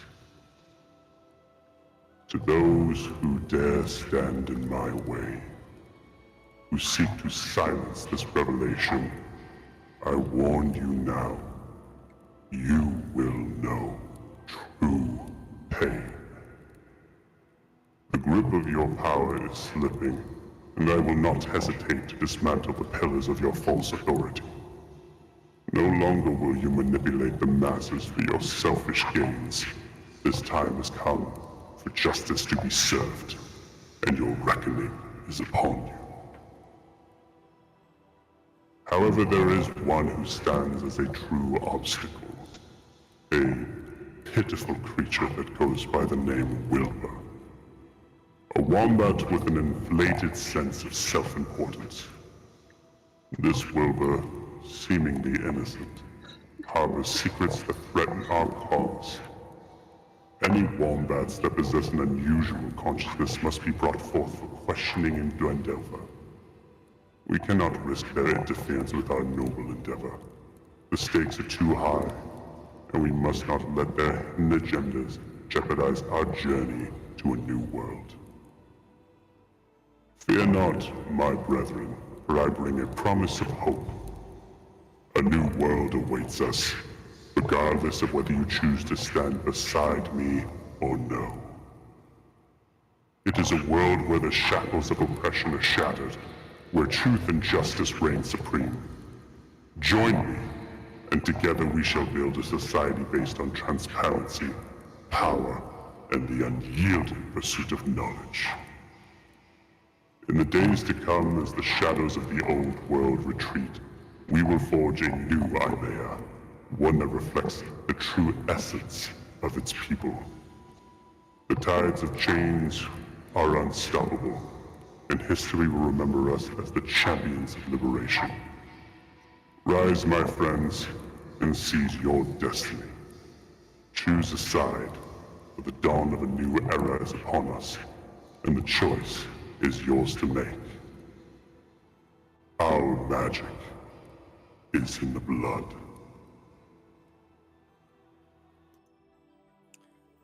And with that, we're going to 10-minute break. See you guys in 10. I sent you a DM, Joe.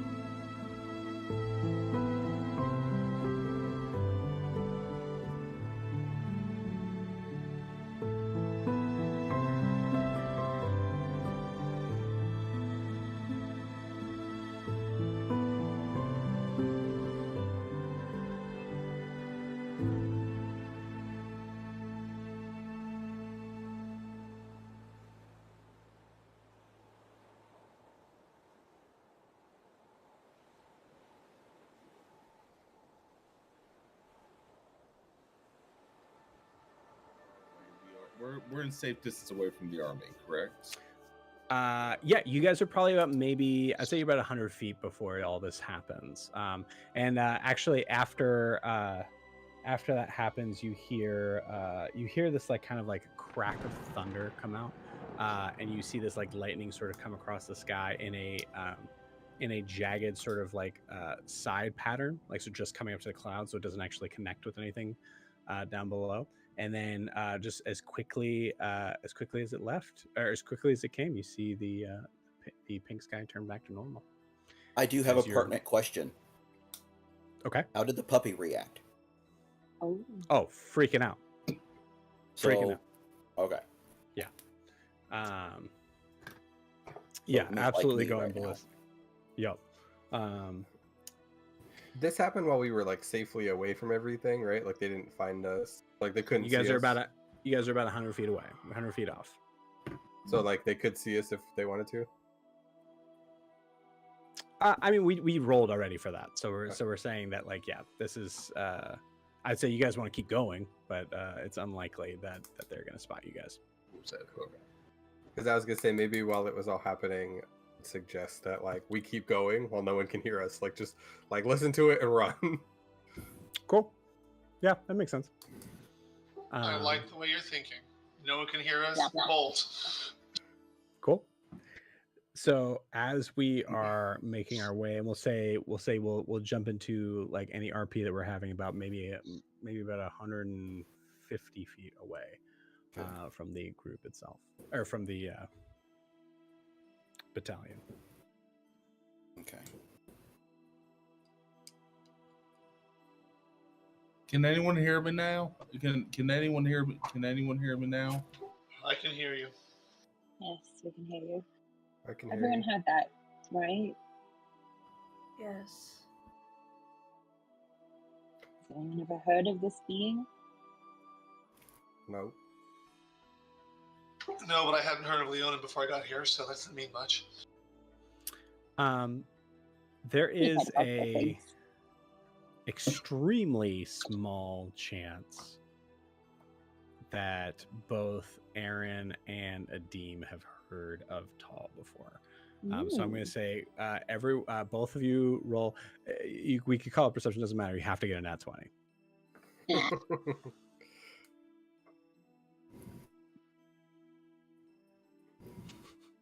I did not.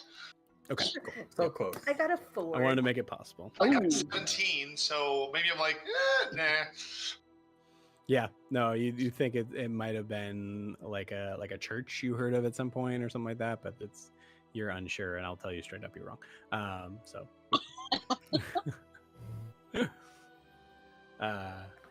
okay, yeah. I don't know what to make of that. Does anyone know what? Another bloodstream fascist dictator. Can we get away from this army?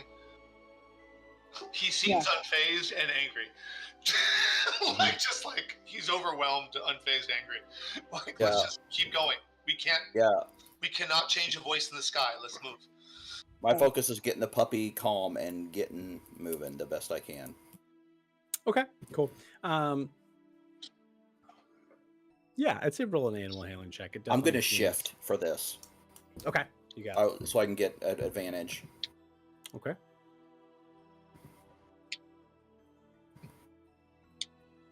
I'm going to say this. If you shift, you're able to just do this because I think I gave you advantage regardless now because you're Okay. considered the one in charge. Okay. So if you want to shift, it just happens. Okay, cool. So I will do that though because I'm probably freaking out too. So it's probably almost a natural reaction for me to do it. Cool. Awesome. Yeah, you hear the whimpering and snarling and the looking around and the kind of like definitely a level of like the head's not working with the body correctly and like trying to move separate places all at once. So you're able to kind of steady the Cerberus and bring them down a little bit. Let's do this. Let's just go around. So Adim is clearly like, I'm not even at a point to be able to discuss this or think about this. Yeah, it's just one more list of things that he's unhappy with, and it's something that is so beyond his reach. He's discounting it for now. It doesn't matter. We're Cool. moving So forward. The army is something I can deal with right now. It's on the Trudging small ahead. list of things I can deal with. Cool. What is and we'll say this is you can take this as like thinking or doing. What is Aerin's reaction to this? Having more voices in the head.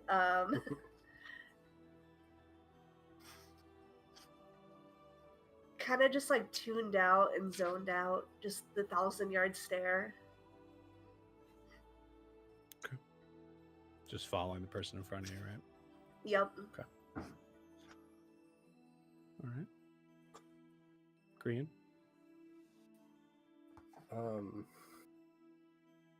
I mean, I'd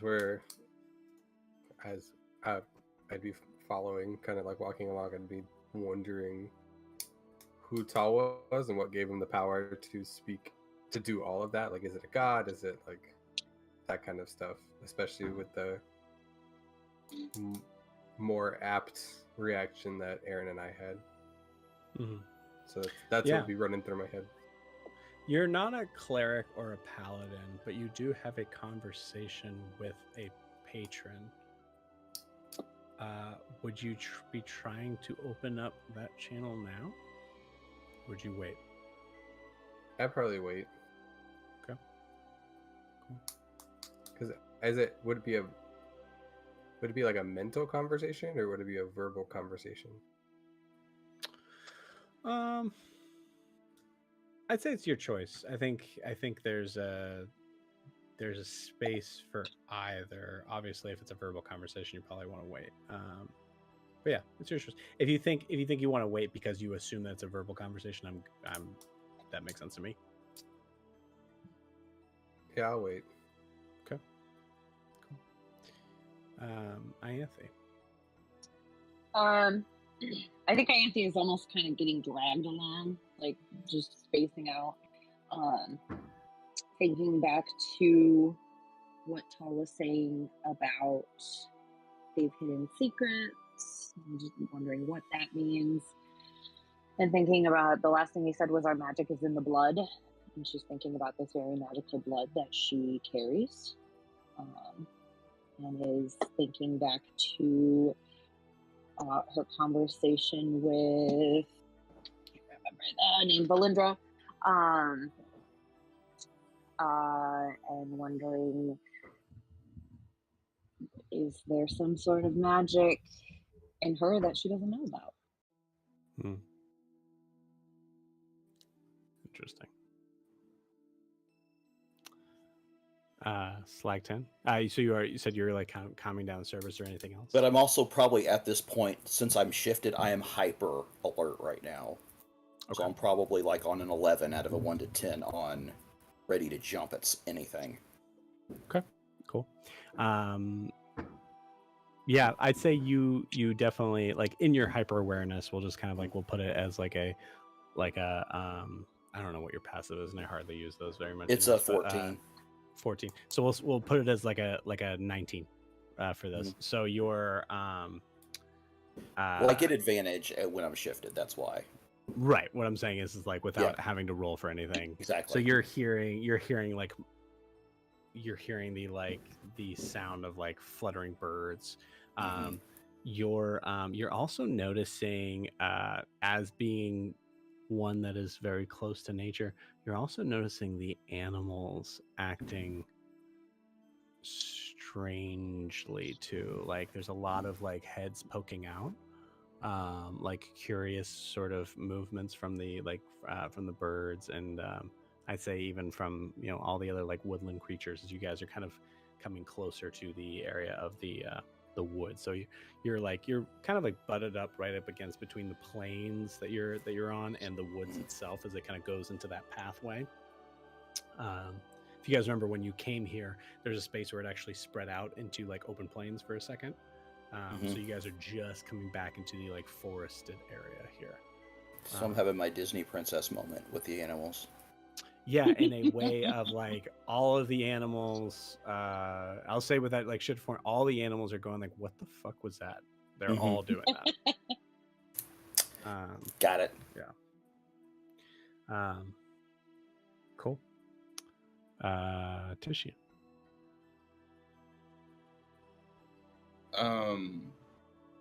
No one has said that they've been talking about it yet, right? Correct. Yeah, everybody's actually like pointedly not been talking about it except for Ianthe. Sure. So I think Titian, if we're gonna keep running along, I think Titian's a little self-conscious because he was so nervous about like the fact that people couldn't hear him speak in that moment that he missed half the message. Okay. So he doesn't really know. So he's just sort of like trying to start the conversation up and like trying to like get people talking about it, or he's trying to listen in on Ianthe or anyone else talking about it so that he can sort of, without having to ask people what was said in the message, he can sort of glean enough to know and get back up to speed. That's all he's really thinking about right now. Is like, fuck, I missed half that message from the voice in the sky. That was really dumb of me to do that. Did you actually? Did Matt miss half the message? No. Okay. This is character. Gotcha. This is character. You got it. Love it. Feel free to roleplay that, man. I want to hear that. Hey, man, that was crazy, wasn't that? Like that was a fucking like power in the blood. You know what I'm saying? Like that was some weird, right, Adeem? That was really crazy, wasn't it? What are you talking about? I didn't hear anything. No, that wasn't.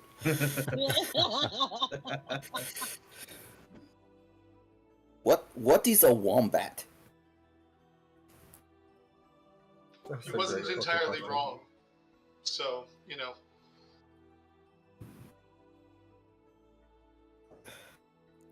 don't know if you heard Jack. Jack said he wasn't entirely wrong. He wasn't entirely wrong about what though, Jack? Adeem. Despots, power in the blood, things like that. Yeah. No, I can definitely see that. What do you think, Grianne?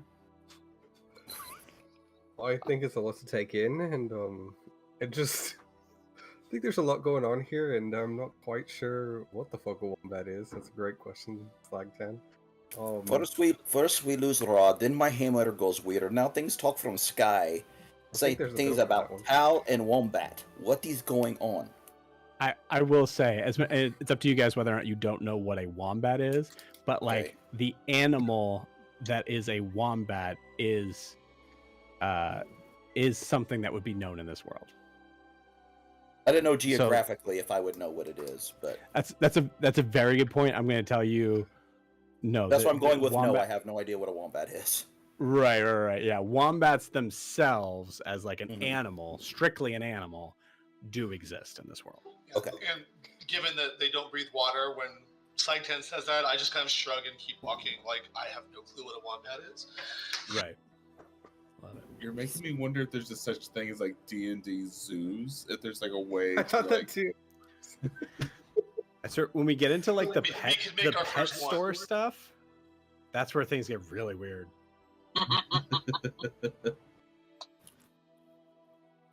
or axe throwing and zoo place we can put together.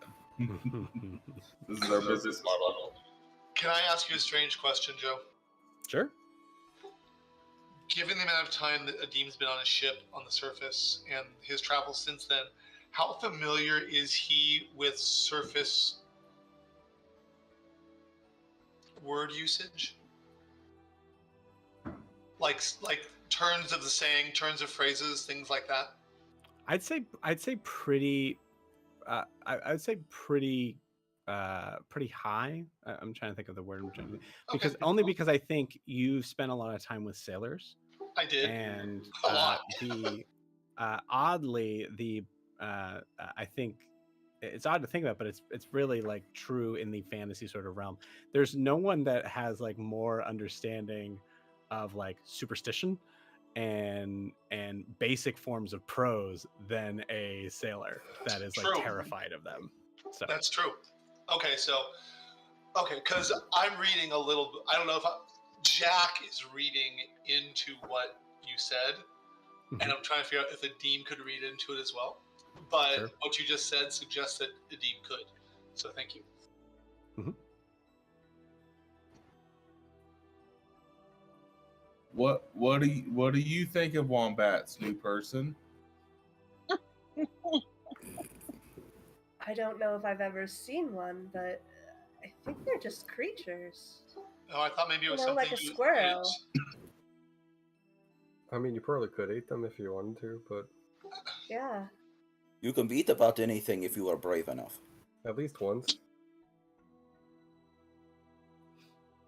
I mean, if we're talking about corrupt people, what's her face was probably Grinchelli was probably one of those people. I don't think she's scared of anything. We could start the list probably, but we still need to get out of here. Hey, I stop in the middle of the path and just kind of turn around. Where are we going, other than away from that army? Do we have a location we're going to, or are we just running away?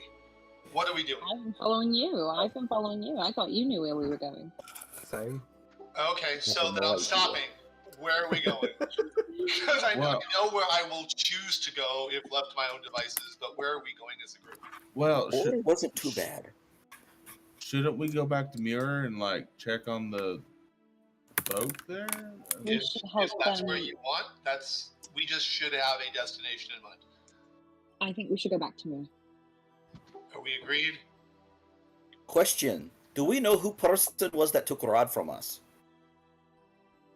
Didn't she give her name? Aerin, no. I imagine the whole group is going to look at Aerin. Yeah. I would, yeah. I'm actually noticeably not even recognizing that she exists. Sure. She doesn't even have to roll perception. Her name was Grinchelli. She's the head wizard of the academy in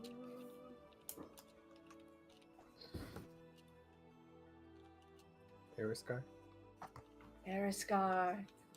It is people who wanted Rod in first place. Yeah. Well, second place, because Leonin wanted Rod. That was the people that Fosberg was working with, wasn't it? People from Eriscar? Eriscar, yes. Is that who you wrote the letter to?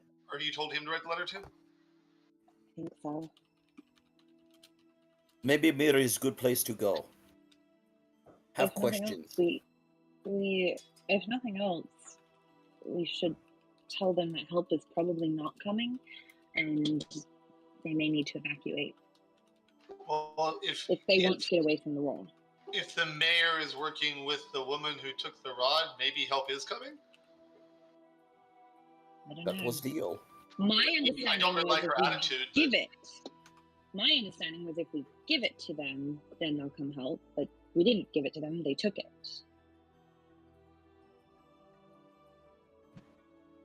She seems like the kind of person who would use that as a loophole, but I don't know. We should go back though. There's questions and answers there, and maybe we can find out what a wombat is. Maybe there's one there. Find out what the towel is. Do you know which direction to go in? We kind of just showed off in the woods.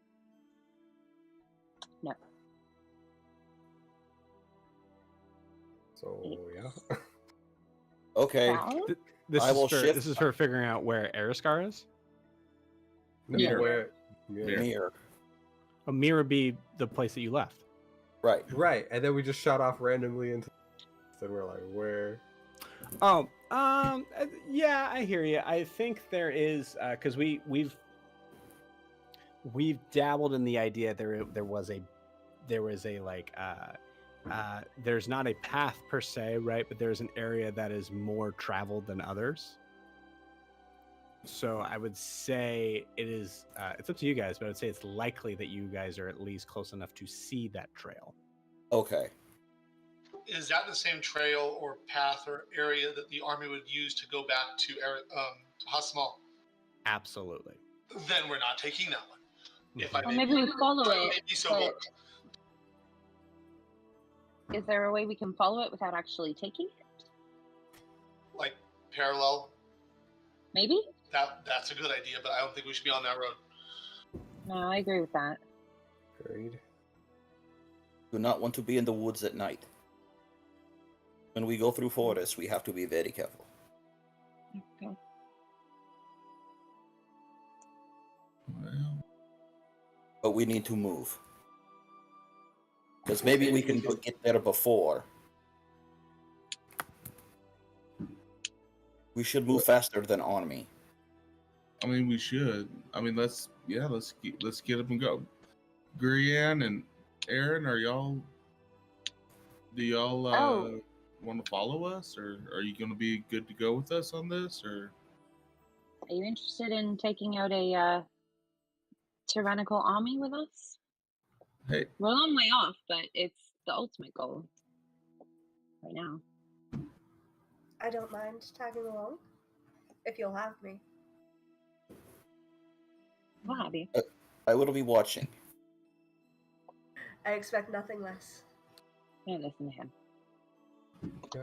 I mean, I've just got to get to a friend of mine, and it's probably safer right now at this point to go together as a group. So, but we can do that in time. So let's go. We'll add it to the to-do list. and until then, Grianne, you got friends right here if you need them. You said that, and a firework popped up in the background. What time is that? 11:01. Was amazing. Hold on, I need to write this down. It actually happened in the scene. Wow. Fishy and farting. Wow. That's great. Amazing. Fishy and left out a little poop. So we'll say this.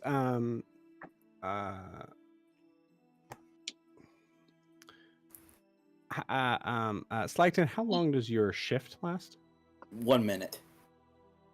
1 minute. Okay, cool. If it would make sense so- for me to do it again, for survival reasons, I will do it again.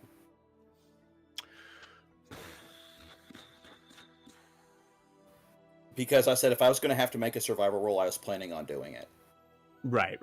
Yeah. I'm going to say this because you're kind of like out of that form, but you're also really focusing and really trying to pay attention specifically on the woodland creatures that are all looking around trying to figure out the same thing. I would say naturally you would know that any creatures that are in the forest that heard that are poking their head up, which means any size, any version are going to be more noticeable than they would if they were hiding or even just like in a lair or whatever. So I would say to ensure the movement of the party in a safe way until nightfall, I would like you to roll me a survival check with advantage. Okay.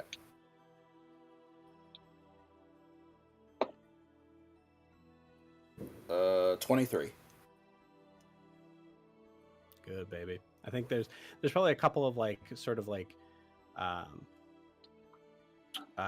heavy grunts that you hear extremely far off, like in just like an in-tuned sort of thing that you're able to kind of meander away from it. I would say like in the with a 23, I will say also you cannot hear any sign of the army whatsoever.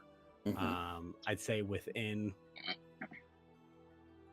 what makes sense on a superhero but possible level. I'd say within at least 2 miles. Okay. I think.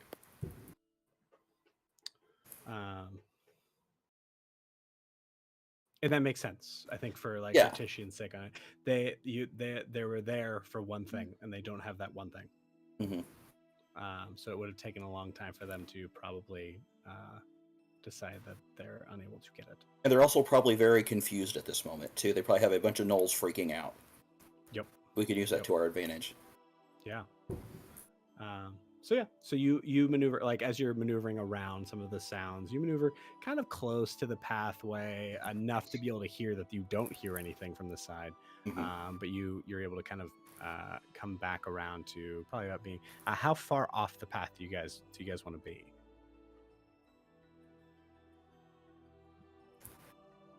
I would say probably at least 30 feet, but not where I want to be able to see the path, but 60 feet. We'll keep it in like general D&D line of sight is 300 feet. Okay. That's a little obscured with brush and things like that. So that's why I wasn't sure. Yeah, if you wanted to have that, that would be sure. Totally makes sense. So do you want to say like 150 feet? Yeah, as far as I feel, because I also know going too far into the woods is not a good thing either. So right, I want to be so I think 150 feet sounds pretty good. Okay, I could move that in a round if I wanted, or 2 rounds if I wanted to. You got it. So yeah, up until nightfall, you are able to you are undeterred by anything, and I'd say you guys make some good amount of time just with normal walking speeds. To a point where you see the sun is starting to set, and it's odd. I think most likely with the group continuing to kind of move forward, there's a possibility that there was a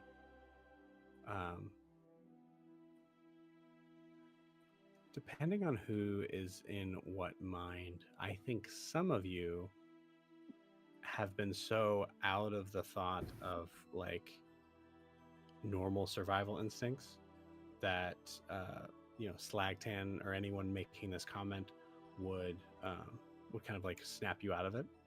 I think there's others who have like kind of forgotten that there was a weird vibe going on as you're trying to focus on just surviving. Slagtan definitely being one of those. So Slagtan, you notice that the sun's about to go down. Probably a good idea to set up camp, unless you guys wanted to travel through the night. I mean, Slagtan said we shouldn't. I don't want to stay in the woods if I don't have to. But I have done it before. It would not be a first for me.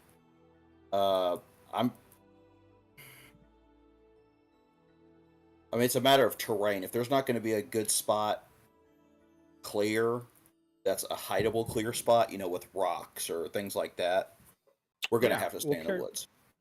We'll carry that with your survival sort of stuff. So ideally you want to be on the road, but in a space where you can see stuff that's coming. Where we can hide, but like if there's a rocky part or something like that where we can get in the rocks, rest, but still be able to see out. You know what I'm saying? Sure, absolutely. Yeah, I would say there's no real rocky area. I would say that most likely, because you rolled, what did you roll? Was it 23? 23. 23. I would say in that case, actually, honestly, in that case, you find a, well, that might not be a good thing.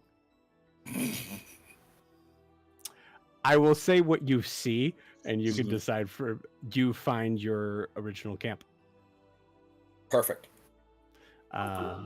Quick question, and it might be a question Tishian has to answer. Are gnolls nocturnal or diurnal? Would I know that as well? Gnolls are typically like the darkness, so they would most likely be nocturnal. So my concern is that we may have gotten ahead of them because we've been traveling during the day. Now, on the good part of it, we are a smaller group, so we're going to travel faster than a large group. But we might want to be ready if we're stopping. Oh, no, absolutely. We should have at least two keep guard. It is possible that they have not moved yet, because They have no reason to move right now. It is probably safer where they are now than to be in the woods. Okay, just something to consider. No, absolutely, you are correct.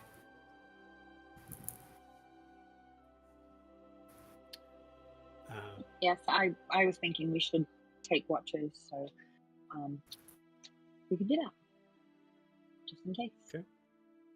As you guys set up for camp, you start to kind of like Can I grab wood. Go ahead.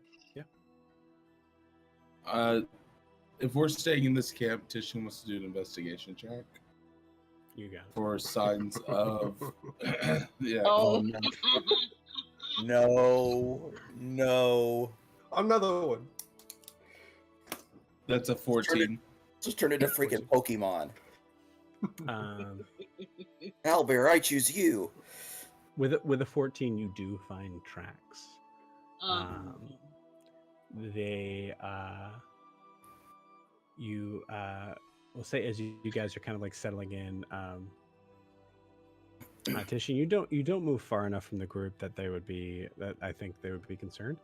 But you do kind of start to follow the tracks, and you see that they led back to where you came from, and you see that there's two sets of prints that are tiny and then large, and then you see just enough at one point. There's one set of prints. I would say you probably are. I think at the stopping point would be 60 feet. If you wanted to move further, you could, but that's about where you see that. All right. No, I think Titian's fine. You just want to know Sadie found their mom. Fine. Okay. Yeah. Okay.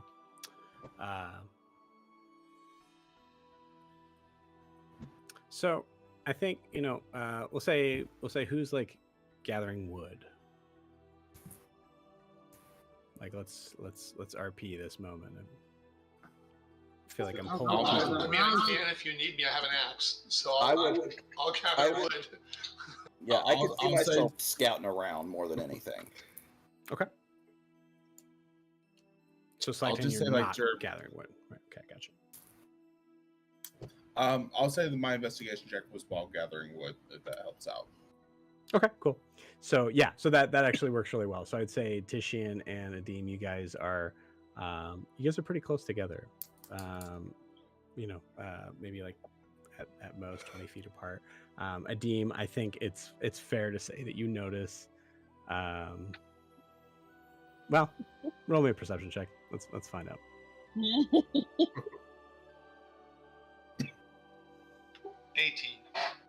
18. Yeah, you definitely know. Not only do you notice the tracks, but you also notice Titian seems to be following the tracks in a way of like just occasionally looking down and then finding. I think Titian actually like looks up a lot more than someone should be as they're gathering wood, like and trying to look like they're not. Do I recognize the tracks he's looking at? Absolutely, you do. Yeah. Titian. Yeah. Hi. Yeah. What's going on? You've got 3 dog heads to take care of. Maybe leave the owlbear alone. Oh, I'm not. Hey, don't get me. Oh, that's a good stick. Here. No, don't get me wrong. I'm just saying. And I turn my back and keep cutting wood. I don't need the conversation. If you talk, I will talk back. I'm not like trying to ignore you. It's just kind of like hey, just enough. No, I'm not trying to get another pet. I'm not trying to get a pet. I know eventually we'll want to look into it, but we gotta get this one housebroken before we get to another one. We can't have Puppy be an only child. You know what I'm saying? Can you really call it an only child with 3 heads? I'm not sure. The moment it came out of my mouth, it felt weird. I'm not gonna lie to you. I don't know. Oh, yeah, another stick right there. Well, let's handle the one animal we have now. If you can call it an animal, I think it's an animal. I'm not sure. The beast, the creature. Yes, the one creature. Let's handle the one creature we have now. We probably should. We should probably come up with a name for it. Like, okay, if you like. what if we did that tonight? What if we called it? What if we named it tonight? Maybe that'd be a good thing to do as a group. Is just name it. All I've done is given it water, so I'm sure that you all can come up with the appropriate name for it. Yeah. We can call it Wilbur. I think I heard that somewhere earlier today. If that's sure. Or Tall. While we name it Tall. Sure. Yeah, both those seem like okay names. Sure, we can see what we can do. Yeah. Anyways, I'm gonna go find a big fucking log for this fire tonight. So I guess we'll just keep Is going. he going in the direction of the tracks? When I have no clue. I have no idea. No. Excellent. Okay. No. I think right now, having talked to Adim, Tishian's mind has strictly gone to, now instead of checking on the owlbear, he's going to focus on getting wood, and then he's gone from, okay, now I'm getting wood, now I got to find a stick for each of the heads for the dog tonight as well. Love it. Refocus Tishian. Awesome. Fantastic. What is Aerin doing? Watching the perimeter, standing kind of like at the edge of the camp and just walking around, kind of keeping a perimeter. Wow, that was on your side? Holy cow. Yeah. But just kind of looking out for any threats or anything. Just standing guard. Okay. Is anyone with her? Excuse me, with them? My main concern is when I say scouting is checking her and also keeping an eye on Aerin as well. Okay. Not saying I'm with them, but I'm keeping an eye. Okay. I would go with them because I know Flagtand and Adim are not terribly fond of Aerin, so to kind of act as a middle person in case there's an issue, I would go with them. I'll be honest, I was laughing about the big boom setting off a car alarm, so I'm not totally sure what you're doing. But I'll go with Look, setting a perimeter, like on the lookout for things. Oh yeah, for sure. I'll help. Okay. Aerin, you see you see maybe the most polar opposite person from you may have ever seen. As you're standing there in your like darkened, blackened like metal armor, you see this bright blue in a very showy gold dress creature kind of walking up to you. Almost dancing. Very graceful. Love it. Right. Let's go.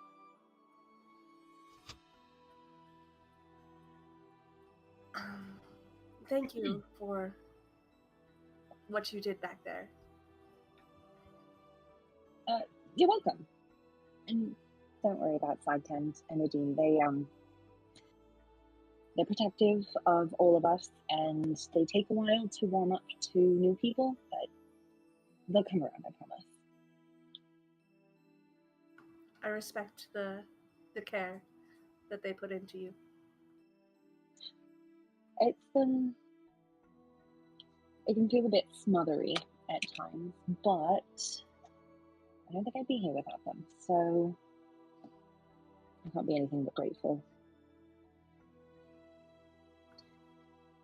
Can I ask how long you were working with Chevy? This was my only job. It's been 2 months, pretty much. And this was the only thing you did for her, was just finding us?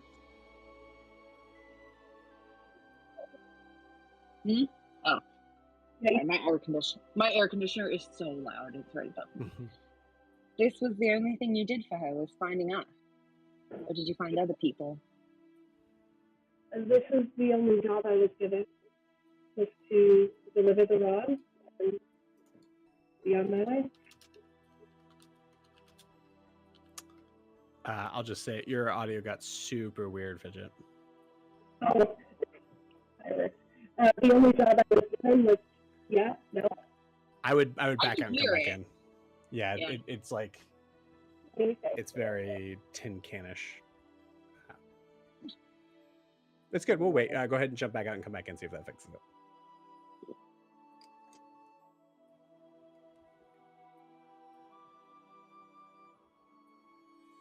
Ooh, can they hear me? How about now? Test, test? Oh, Oh, that's that's it. better.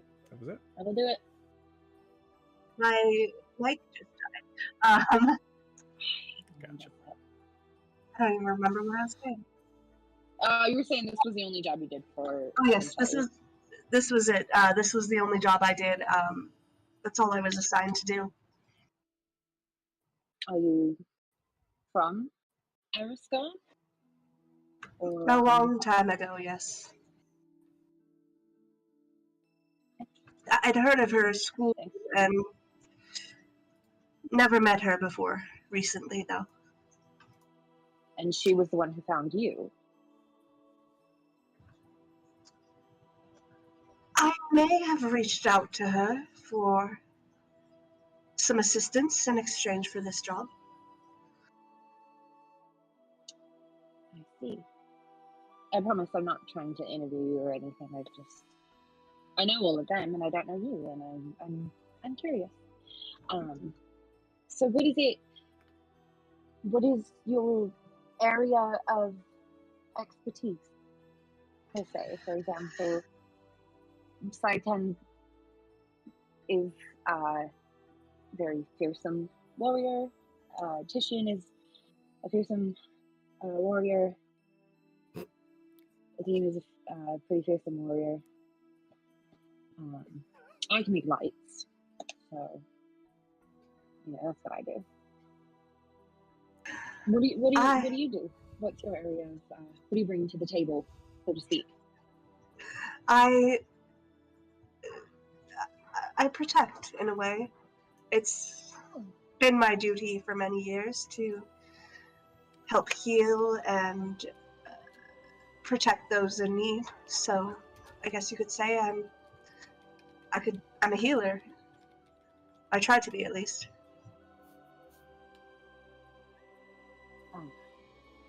I think you'll fit in very well here. In that case,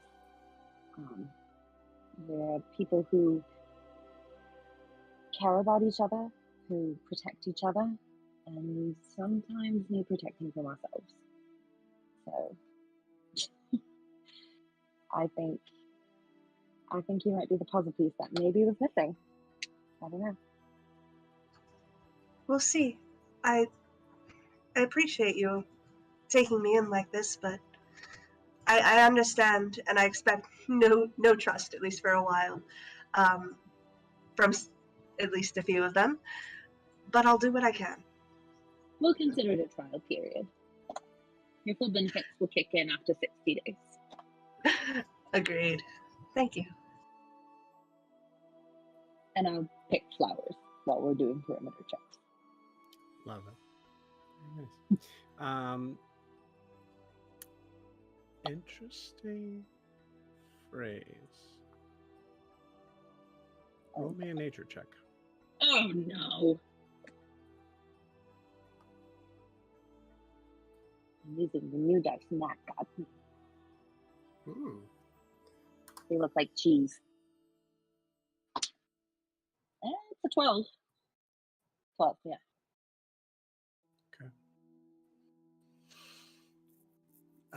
Aerin, roll me a perception check.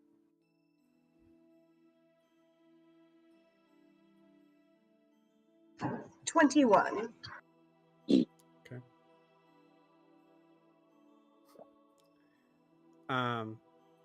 Iathy, you, as you're picking flowers, and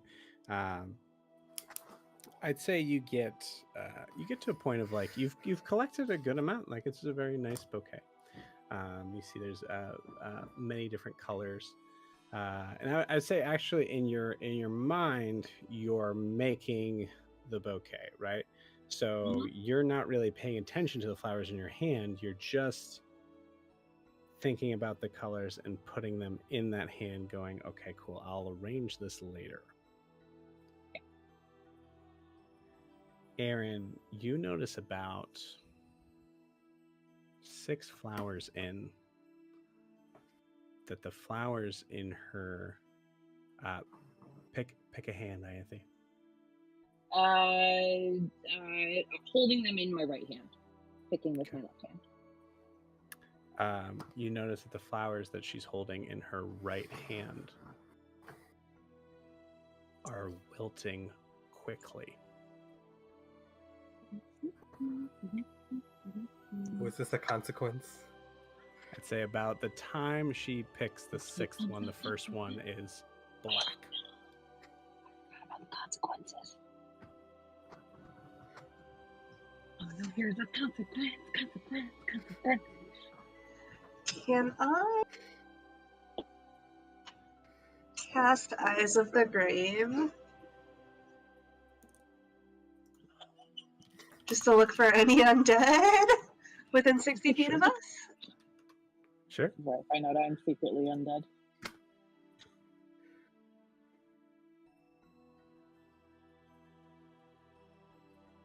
Oh, this is interesting.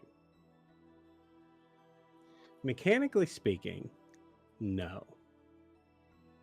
You don't sense any presence of undead.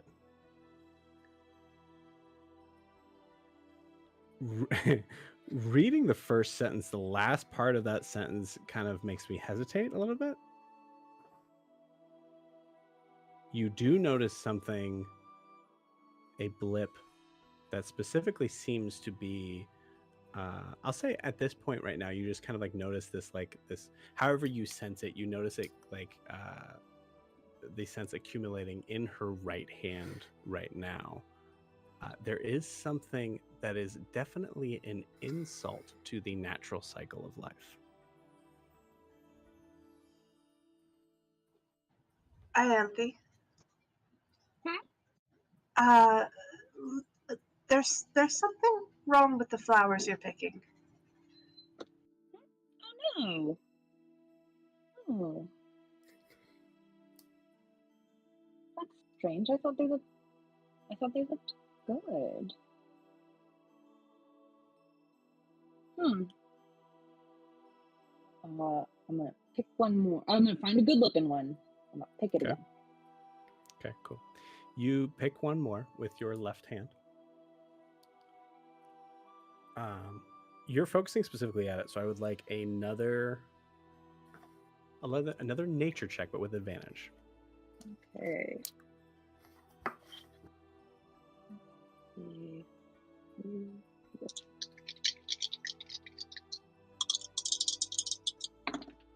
Oh, 19. Nice.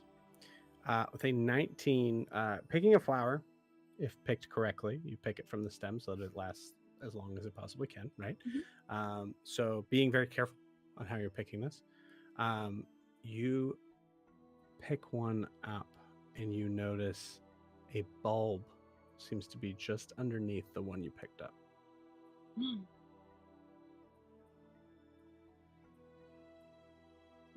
Hold on one moment. I'm gonna dig up the bulb. Okay, you pick up the bulb? No. Yeah, I'd use Mage Hand, but I don't have it, so. Okay. I just do it. You pull it up and you see a smaller one come up underneath that one.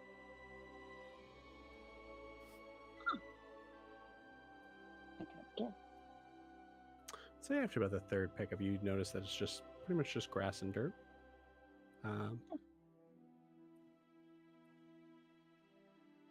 With a 19,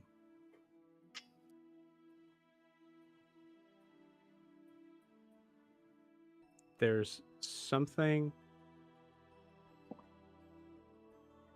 I'll say by this, especially by the second pull, you didn't see that bulb there before. It wasn't like there was a group of bulbs. It was that you picked one, and then all of a sudden, as if you were like, as if it was like a magic marker sort of thing, it's just coming up again. Just keep popping up.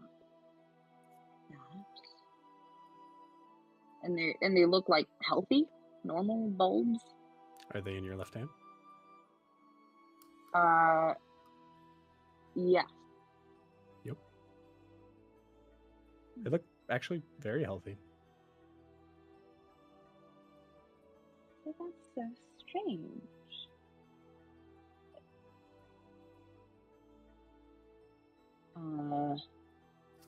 Swap hands. I know. I'm like, would she figure that out? Yeah, she would.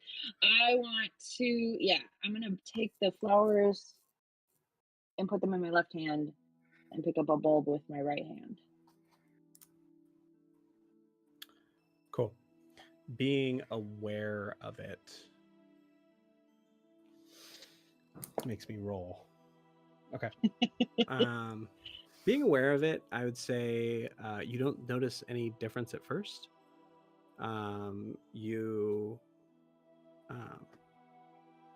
Really focusing on it and like borrowing from that nature check. It does seem like the petals in your right, as you transfer them to your right hand, the petals themselves seem to lose a little color.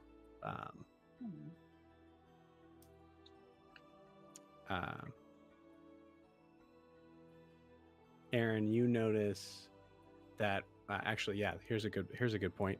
Aerin, you notice that because you have that Eyes of the Grave up, when she transfers over when Ianthe transfers the flowers to her left hand, the blip does not go away from her right hand, telling you that it is not the flowers. Are you holding something? I mean, I'm holding flowers.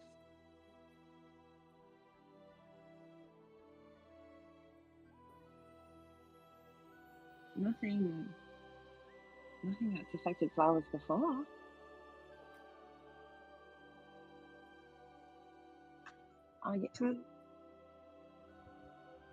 Can I detect evil and good again? Sure.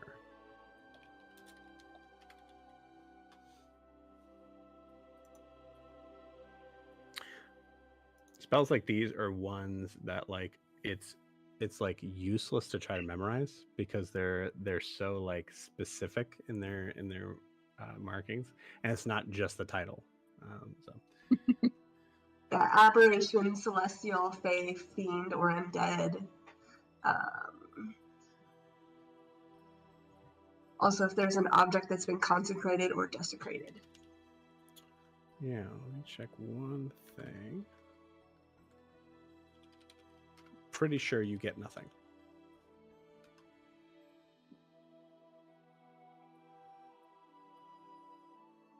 Okay, yeah, you don't get anything.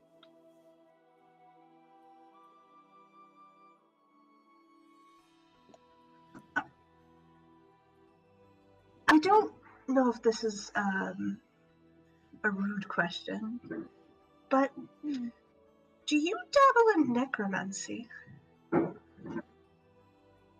Because there's something undead about what's happening, or unnatural at least. Not typically. I know maybe a tiny bit, just to sort of replenish myself, but nothing that strange.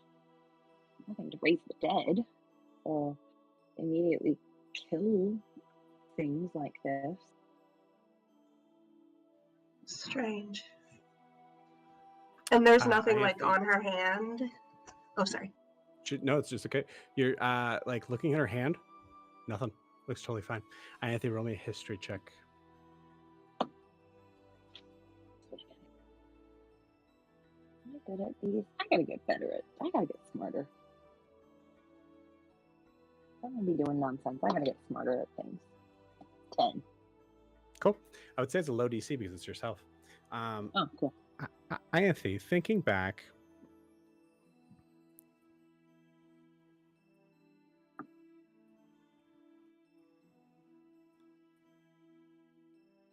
when you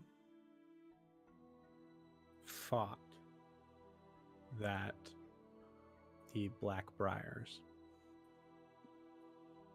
thinking back in that moment, like you're trying to remember, like and now I'm trying to remember what exactly happened that we were like that I went, oh, interesting, because now I'm losing the details. Oh, I remember exactly because I have the spell. I cast Vampiric Touch on one of the, I think it was on one of the like vines. Yeah. Okay. Cool. And I did damage to it, and I got health back. Yes, you did. That's how the spell worked. Because I was very hurt. Are you right-handed or left-handed? Left-handed. Okay, we're going to say for the spell of this, you were right-handed for that. Okay. You did that with your right hand. Since then, since that moment, thinking back, and I was trying to be aware of this the whole time, so let me know if I missed anything. You have not touched anything living with your right hand since. I have no idea. I mean, again, because she's left-handed, like probably instinctually, no. Right. And we'll say for the sake of like that instance of what that happened, it was just like that's the closest place. That was the, like there was the reason why you used your right hand was because that's where probably, yeah. I'm pretty sure I was like restrained, so it was probably like that's what I could reach. Yeah, that makes sense. Exactly. A 10 does not tell you exactly what's happening, but it does give you the idea of, oh shit.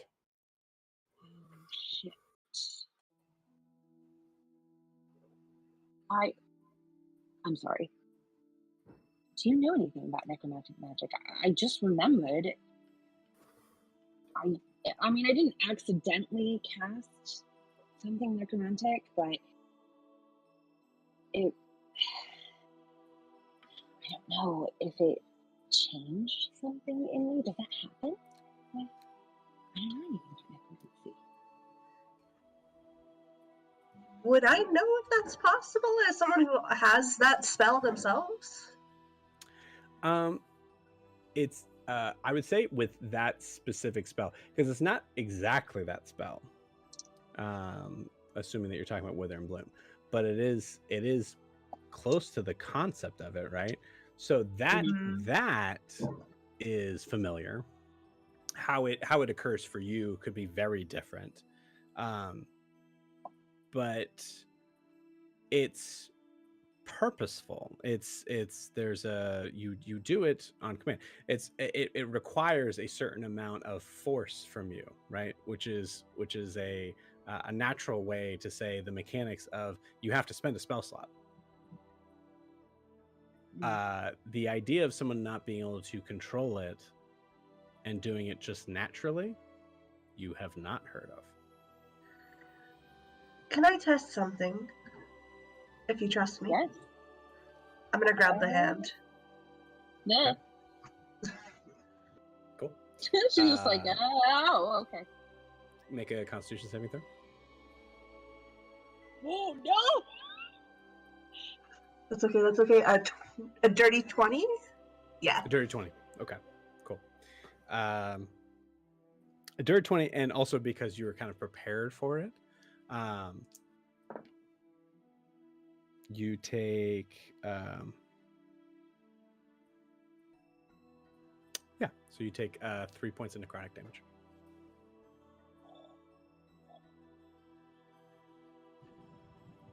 I've never seen that before.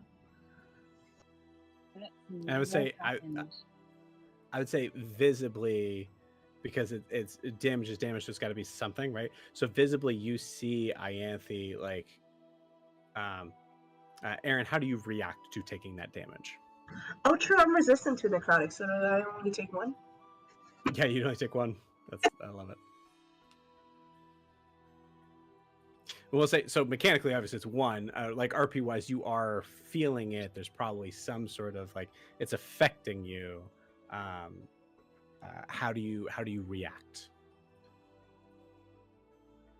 I would just pull my hand back. Okay. Kind of look at it for damage. Yeah.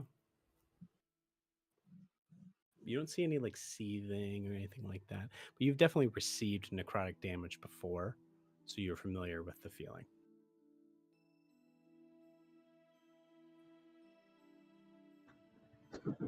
We might have to add this to the to-do list to figure out what this is, because this is strange. You don't have any gloves or anything, do you? No, I do not. I'll add it to the shopping list. In the meantime, I do have something I may be able to try, but it'll have to be tomorrow okay. after our rest. Do me a favor. Please don't tell anyone about this.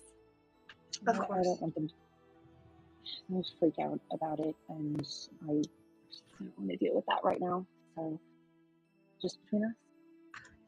I understand. Thank you. And then Back at the camp. I throw my sad flowers on the ground.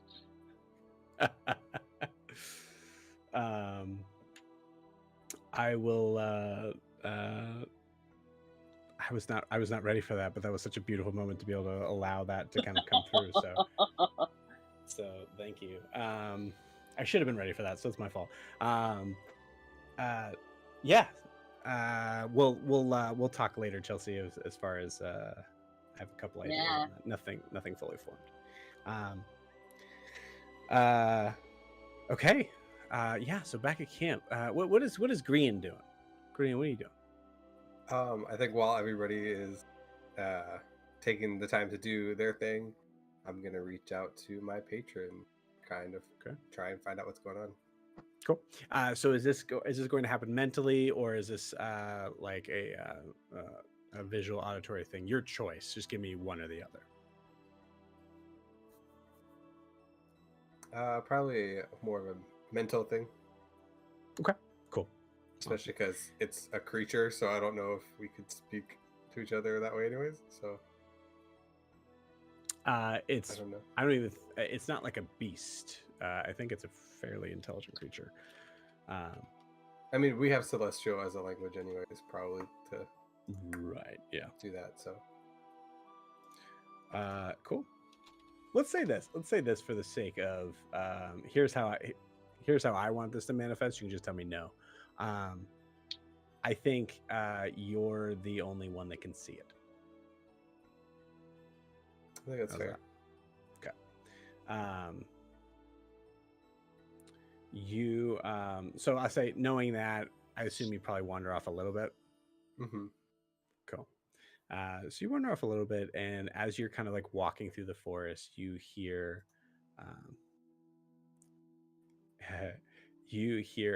I think you're so familiar with this patron that you hear the rustling of like brush and like clopping that you know is fake. It's not actually happening. They add this sound effect for your benefit to give them the idea they're actually existing. As you look over and you see your patron walking alongside you. It's been a little bit. I hope everything's well with you.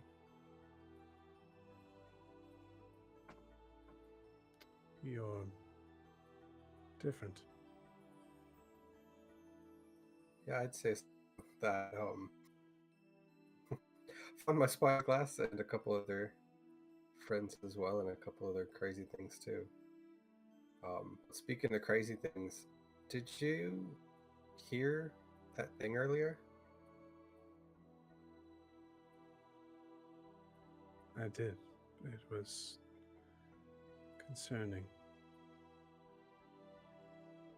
Where did it reach you at? Where were you? Were you in this plane or the other? I was watching. I was here. Do you know who that is? This tall.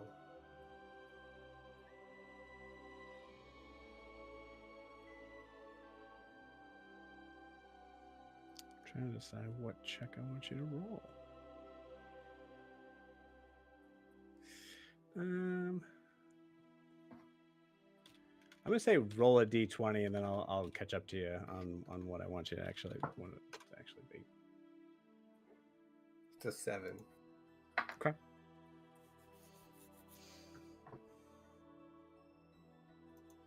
Yeah, I'll say persuasion. 11. 11.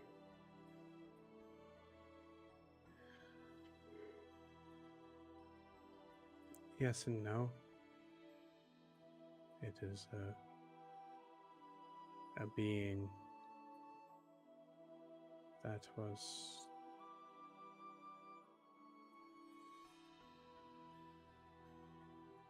had interesting beginnings, but was thought to be snuffed out many years ago. Was never a concern for those that even didn't trust that the deed was done. It seems things have changed.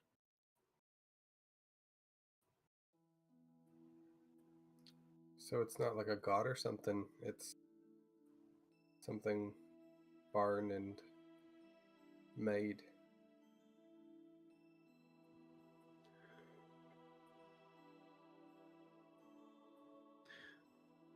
Certainly not a god in the traditional sense. But there are those that have made themselves to be of that station.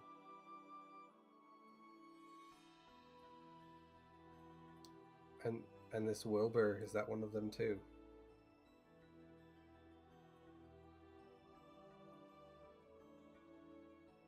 I know not of that name.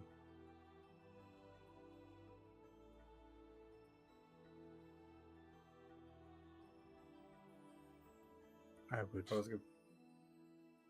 doubt that there was more than one left. More than one Wilbur. No, of them. Of The beings that this the beings. tall. Was it something like? I guess was it more like a people that he came from?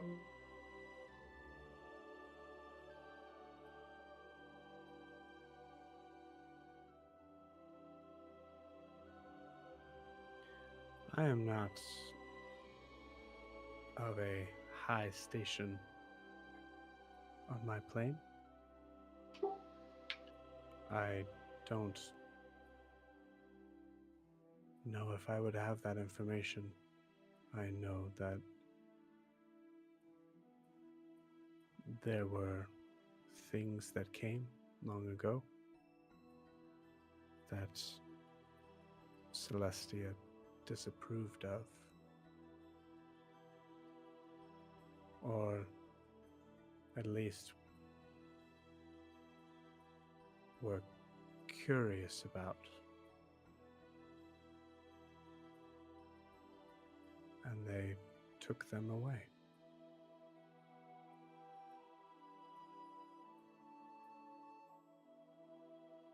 Then it kind of sounds like this Tal isn't necessarily on our side, is it?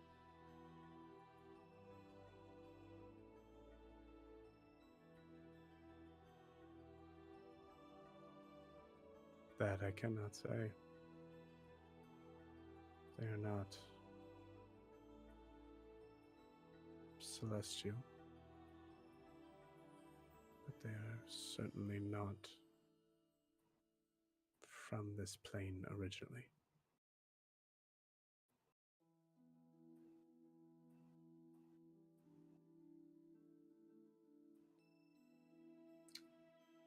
Do you think?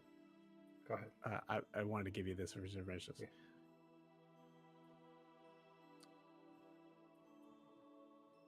The small amount of history that was presented to me called them the living light.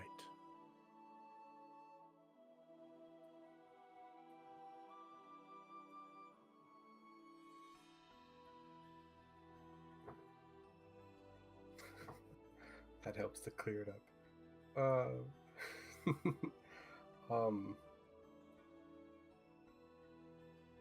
Do you think that if you can find out anything more, just let me know? It sounded like some world-changing things to come, and I just need to know how we're going to deal with this all. And I'd like to be prepared. Yes, I would have to leave you for a time to do so. I think that's a bit okay. I think that you and I can find each other from any distance. The Kieran kind of like is moved a little bit forward ahead of you, and at that you see her kind of turn her head to look right at you. Don't worry, I'll always find you. And you see her kind of like trot off into nothingness.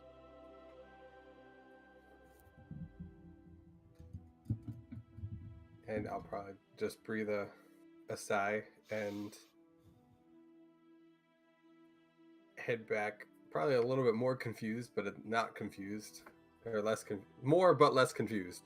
And right. Then to let kind of, when we reconvene, kind of tell everyone what I found out. Okay, cool. So you guys meet back up in the center. You have the crackling fire going. Do I have a thing for this?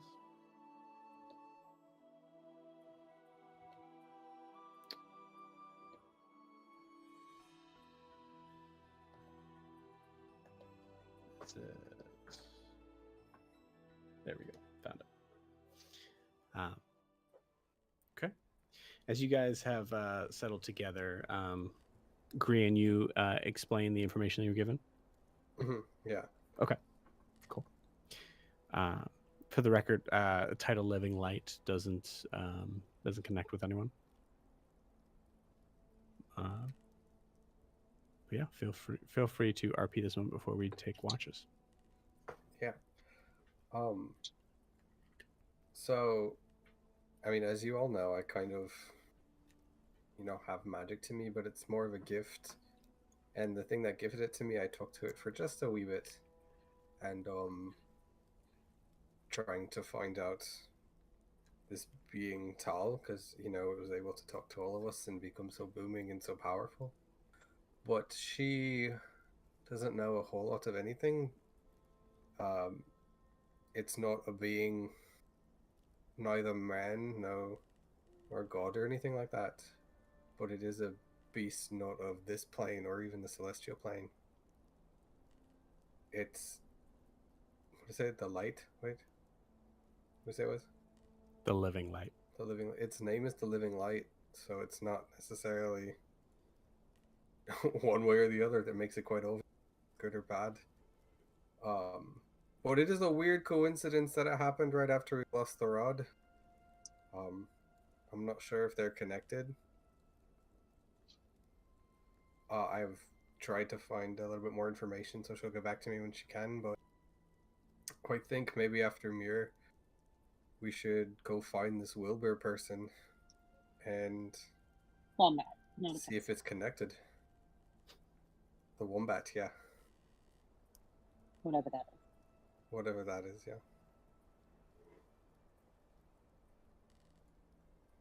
Well, I mean, what are your thoughts, opinions? So you Didn't think you? Guincelli's working with this Tao person? Is that what you're thinking? Maybe if she's trying to erase something she shouldn't, or bring something back. I have no idea.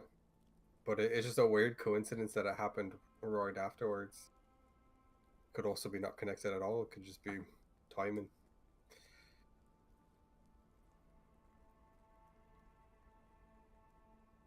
But if it's not if this being isn't of this plane, and this key can bring things from other planes, it might be fucked here, to say the least.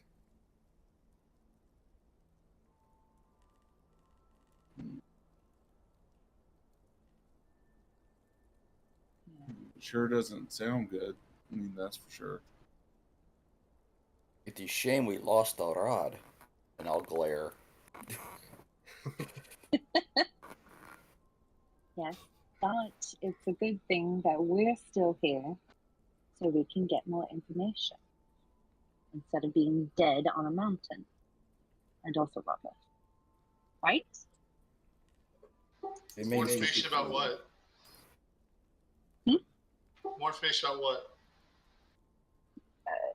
We could find out more about what this Tal being wants. We can find out what this Wilbur being knows. The Maybe other we two can pieces, stop the it. rod. We're not useless here, and we're not dead, which is preferable. How many more rods are there? 2. 2. There's 2, and both those are on different planes of existence. Is that correct? Oh shit. I think so. I think one's in the 9 Hells and one's in the Feywild. The Feywild. No, one is in the Hells and one is on the Celestial plane. So we might have to be dead to get them, but Do you think that's something your friends might know information about, Brian? it's definitely something I can ask and see if she can find out whatever she can. Worth an ask. Mm-hmm. I mean, I'm just gonna. I guess I should come out and say, are we gonna go find an alternate stick? Is that what this is all about now? Are we gonna? Should we go find another one of these rods and try to keep it from falling into the hands of someone else? Or do we go get the one we lost?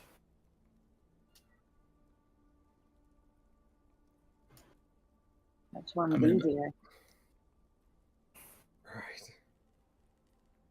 Is it easier to literally venture to another plane of existence, or go get a rod from a standing army that fought the roar to the standstill? And one of probably the most powerful magic users we've ever encountered. The world's ever encountered, probably.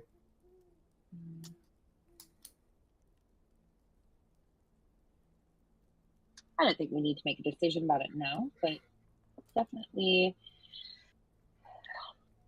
Put a pin in it. put a pin in it. Thank you, Flagtend. Any other pins we've got going on? Well, we gotta name this dog. We gotta name the puppy. I'm not gonna let anyone go to sleep until we name this puppy. We'll throw this out there right now. I will keep everyone up tonight. You will not like me, but we need to do this. This needs to happen. Do we need? I don't know the protocol.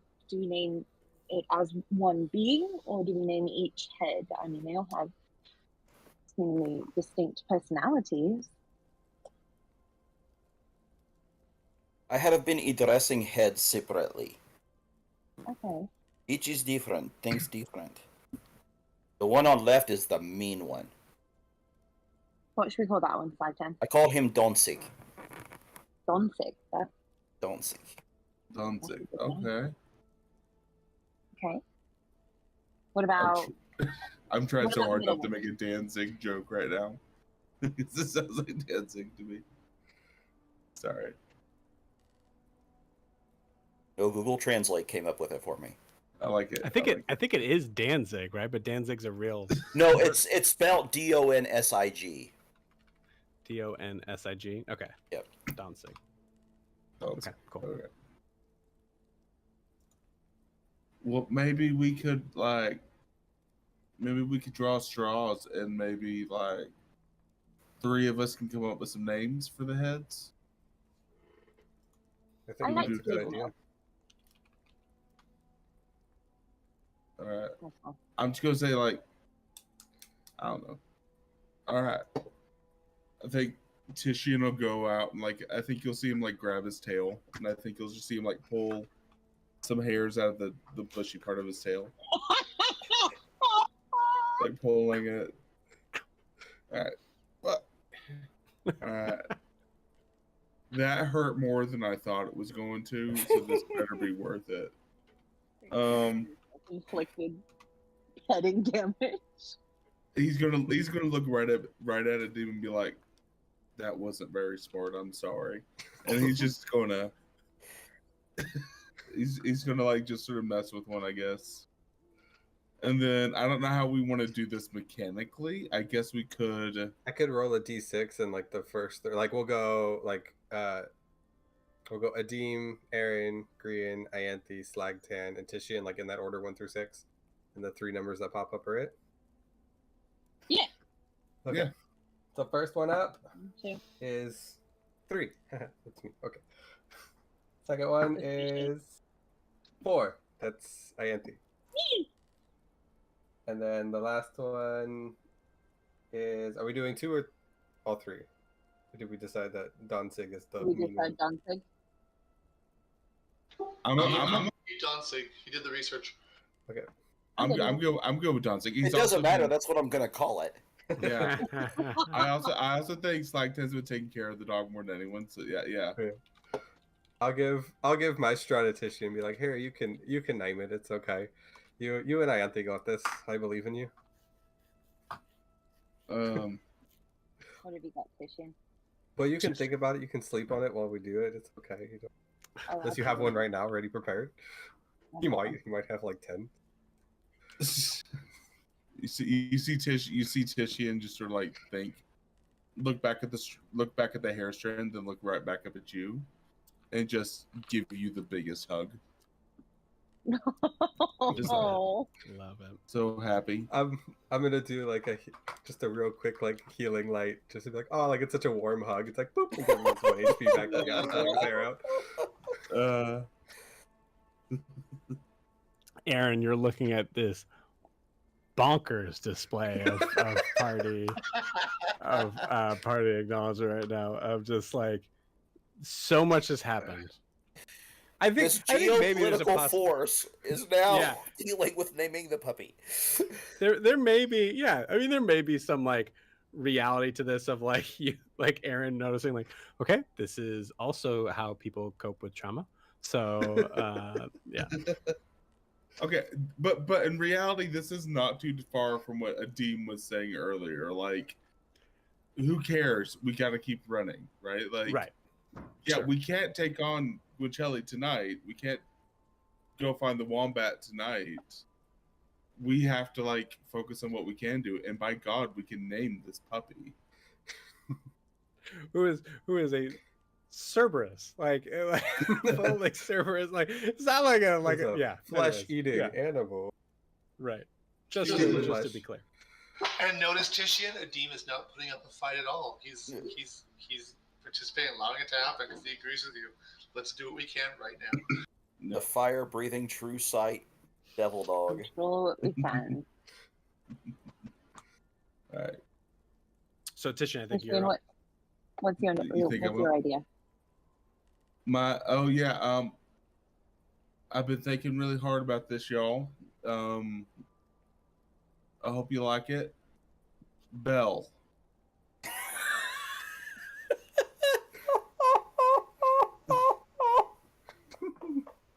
Which head? The far. Which one was the one you did the right head? The left one. The left one's name is Bell. It's left head. Yeah, it's the left head. Right to us, left to it. Yep. Yeah. Like I'm looking at it, it's to the right. That's Bell, the one with the kind eyes. Yep. The true seeing one. Which I'm pretty sure is the one with like the messed up, weird, gray, dark, like true seeing eyes. Mm-hmm. Yeah. Bell, like Belle. No, just Bell. I don't know why you throw an E in there. Just Bell. You know, I don't know either.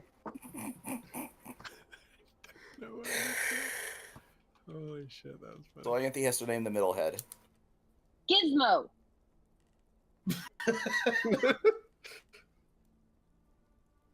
It's a good name. The Then DM. you gotta find out what Danzig means. Yeah. Does it mean That's Gizmo? great. No, Then it means Gizmo. fluffy. It's fluffy. Ooh, It means fluffy. I'm not kidding. I love it. I love it. Gizmo. Gizmo is the smartest. That's what I had marked down. So That's awesome. fantastic. Then it makes perfect sense based on my inspiration for the name. Love it. Cool. So we gotta set up watches for tonight. I'd like to kind of try to go through that before we end tonight's session. I will be one of the first one. Me and the dog. Danzig gives me a bell. So DGB. There we go. I was gonna say let's make this easy and we'll just say 2 by 2. I will take any one except for the one with Slag Tank. I do not want I will take the one with a D. Okay, cool. Who's with Slyton? It's Slag 10, that's because I trust you to fight. I'm pointing you. I I'll trust take the first one. It's flag dead. You're with Why Slyton? Okay, cool. why don't we do marshals with casters then? Like, and I'll be with. So it'll be Aerin and Slagton. That's a So great. then- I love that. I like that. Yeah. So Aerin and Slagtan, Grian and Titian, and then Adim and Ianthe. So once again, we have our 2 best perception people on the same watch. Yeah. Yeah. It'll be great. It'll be great. Yeah. I got plus 4 cool. perception. Oh, Awesome. I'm sorry. That's what mine is. Okay. Yeah. Very cool. I think that's what I have too. Until let's say next you guys- level. So Slagtan and Aerin are taking first watch. Grian and Ianthe, you want to be second, and then Adim and then Titian are third? I'm with the D. Yeah, it's a demon. I'm sorry. Green and Titian, yeah. Yeah, you're right. Yeah, Grian and Titian will take second. Okay, cool. All right, so first watch. As you all kind of settle in, you hear. Do you hear? Do I hear? I don't hear anything. Do you guys hear anything? Oh yeah, there it is. I was like, it's not It's fun just- to play that game twice in one. In one Sorry, session. man. Hey, you know what's great about that? Is I tricked the Friday group with that as well. They're like, "Oh, Joe, you cut out." I'm like, "No, I didn't." I was honestly like writing something down. I was writing stuff down, like, and so I was like, "Oh, I can't hear you." What's happening? And like, It's funny. Cool. Okay, so, yeah, Aerin and Slagtan. Where are we here? What's describe to me where you're sitting? We're still in the forest, yeah? Yeah. So you see, there's probably like a couple boulders that have probably like fallen off the mountain years and years ago, and like so there's areas to kind of sit. Can I like try and scale a tree a little bit just to get a higher line of sight of Sure, the surroundings? absolutely. Yeah. So we'll say you're kind of like on a branch. I want to make sure I'm where I can see Aerin, Mm-hmm. but kind of be close enough to wake up Adim if something goes down. Cool. If that means I can hit him with a rock. I mean, Yeah, I kind of picture you guys are like like you're facing this way, you're facing this way, but you guys are at totally different levels, Yeah. right? So, so we can kind of like look at it that way. So, Slackton, did you say you're sitting on a rock? Is that what you said? Yeah, I mean, I don't want to be on the ground, but I want to be within Right. like a literal stone's throw of a beam. Okay, gotcha. Cool. I could get in a tree too. I could impress her. I can climb up. I can climb very fast.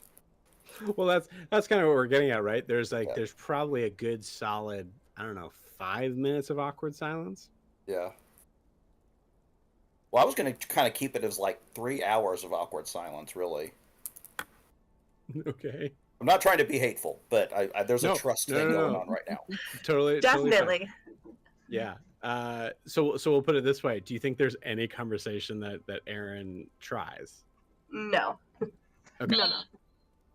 You got And it. actually, I'm going to retcon. I'm not going to climb the tree because I want to be with the dog because I want to make sure he doesn't go wandering off. Sure. Yeah, absolutely. Cool. All right. I would like perception checks from both of you. I will shift for this one because knowing that this is kind of critical. Okay. Got it. But did not roll good. That's okay. I did a 7, so. Well, mine was 15. It wasn't bad, but it wasn't good. Okay. With a 15, I think Aerin is facing, because you guys aren't like right on top of the party. So I'd imagine you kind of have to be off to the side a little bit. So Aerin is facing away from the party. So Slackton, you're facing towards the party. Mm-hmm. And Slackton, you said 15, right? Yep. Okay. Slackton with a 15. And we'll say this happens in, say, about an hour goes by. Nothing. Okay. You can hear like distant kind of like the sound of like distant rainfall kind of like going through the leaves, but it's not touching you guys yet. You're kind of like keeping an eye on the fire to see if the rain makes it to you or makes it towards the fire. Anyways, you see scanning around everyone, you see that they're all pretty much in there like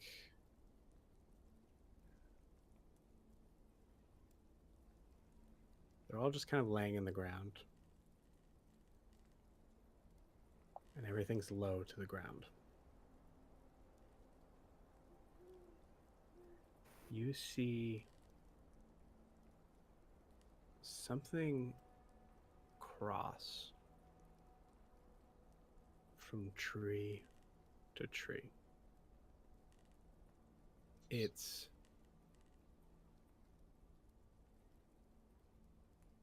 not necessarily quick, but I'd say like it probably just moves from like maybe like from a tree 4 feet away.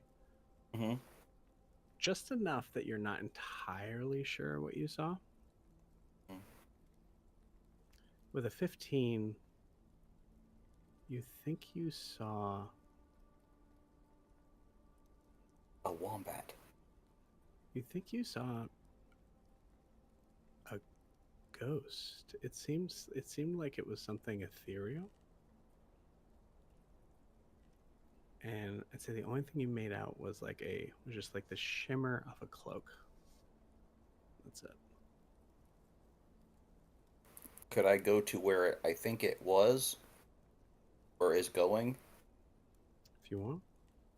Okay, I'm going to tell the doggy to stay in the language that I'm working on it with. I'll look at Aerin, and I'm going to go to where I think it is. Okay.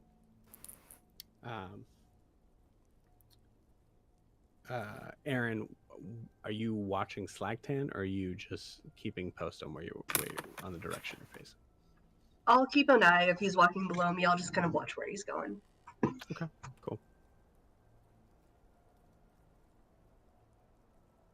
Slagtan, as you approach the tree, and you're having to kind of move around the group to do so. Mm-hmm. You see it again. Question, real quick question. Yep.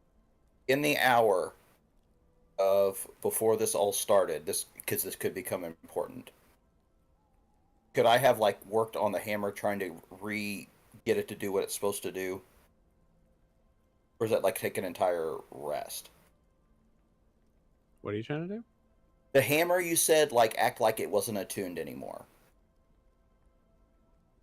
Oh, that was fleeting. Oh, okay. It's not like that anymore. Yep. Okay, yeah, never mind. Anymore, yeah. I'll have the hammer out and I'll go that way. Yeah, sorry. That came immediately back as soon as as that the creature disappeared. Cool. Okay. Yeah. So, second tree, you see it again. Perception check with advantage.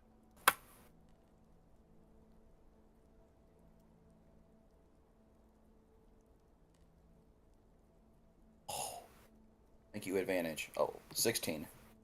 16. You see the cloak again. You see it's covering over the face. Mm-hmm. You get a familiar vibe. Let's say with a 16. Of like dread and loss? Yeah, I'd say so. I think you notice that this thing almost seems to carry a trail of this. I'm just thinking, not feeling. you again.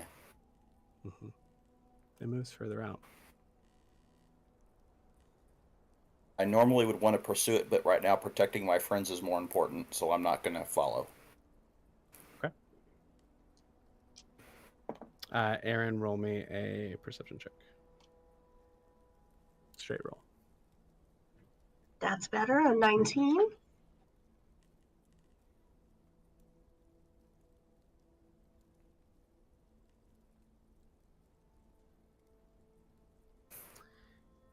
In your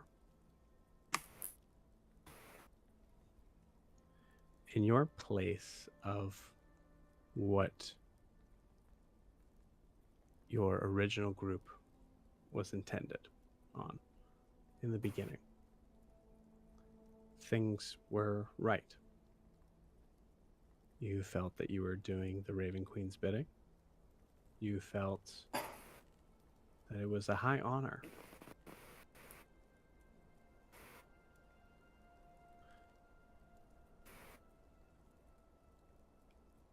When you would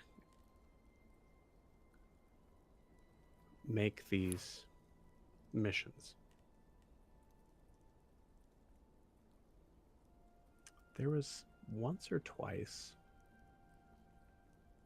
where you got a sense of a negative force around the target, especially after the deed was done.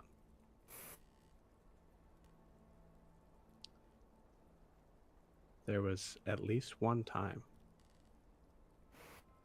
where you saw, you weren't entirely sure, wasn't enough to even really explain. You saw something.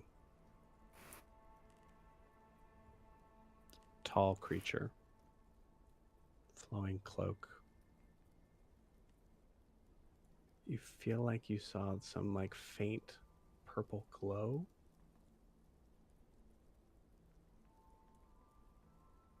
But that's it. That's all you saw. As a cleric, instinctively, responsibly, you would immediately cast, Eyes of the Grave, Detect Evil and Good, casting it all, right? Yes. What made things so much creepier, or maybe to a point of you just accepting, okay, nothing was there, was that nothing came back.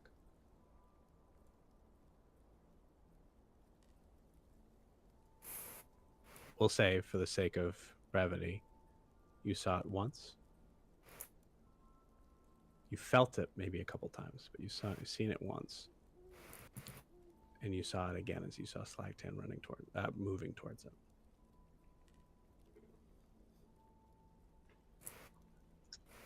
I'll try and just kind of whisper down to Slagdan. Is everything okay? It is going away. What is? Real creepy guy. Real sick. We have talked before. It is not good. Okay. He comes close, I hit him with hammer. Say the word. I got your back.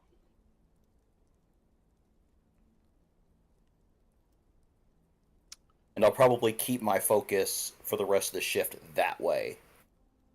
Cool. Same. You don't see it for the next couple hours.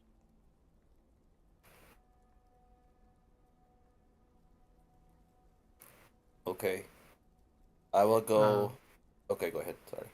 I was just going to say, Aerin, you have cast things before to try to, like, suss this thing out. I'd say that most likely your initial thought is that it is futile to do anything with that. But it is, I want to make sure you also understand that it is your choice to cast it again to see if you get something different. No, I would, especially as soon as there was familiarity with Slagtan, I would just trust his judgment on what to do. You got trust my judgment.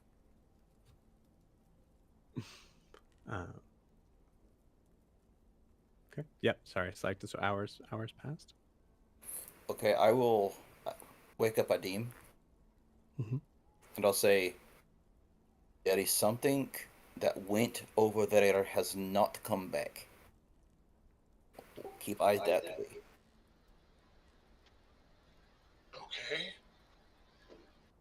I look a little confused because I'm on third watch, but I still get up. Oh, I didn't catch that. Flip it. Okay. I do that to Tishian. Okay. You got it.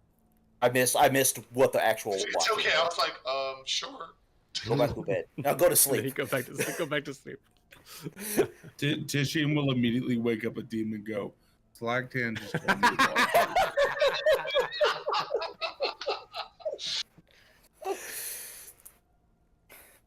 You know, I wrote a short story, Tishian, and you played a big role in it. All right. So yeah, so Tishian, you hear that from Slagtan. All right. I'll be sure to keep an eye out for it, Slagtan. I appreciate you letting me know. It's my job. And I'll go snuggle up with the dog like dogs do. You got it. Aerin, do you wake up Grian? Yeah, sure. I'll just go Jocelyn. All right. There is something out there. I'm not sure what it is, but Slagtan wasn't too worried about it. Sounds good. Oh, all right. Oh, good sleep. Have one. Thank you. It's because Slagtan doesn't know any better.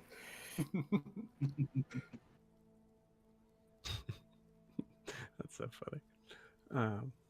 Okay.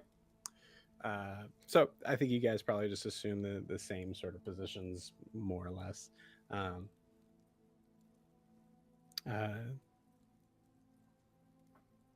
Say open for any RP moment, but go ahead and roll me perception checks.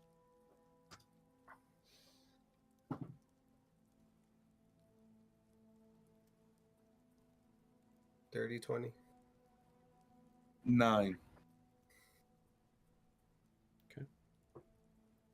Who's facing which way? Oh, we'll say this. Who's facing the group? I think Tishian is going to look, especially with Slagtan pointing a specific direction, he's going to be looking in that direction. You got it. So we're watching a little bit. So I'll face the group, and I think, Nope. Slagtan was facing the group. So if you're Okay. looking in the direction, so you're looking outward.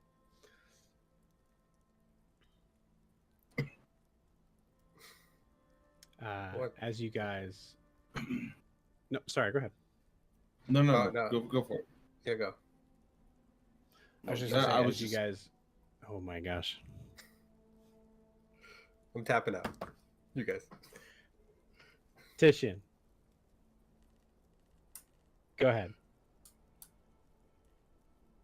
I was literally just sinuses. That was just sinuses. Oh, okay.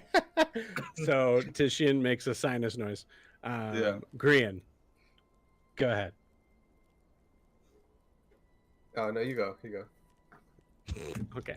All right. So oh my gosh, guys. So say about the first hour goes by. It was 19 and 9, correct? Yep.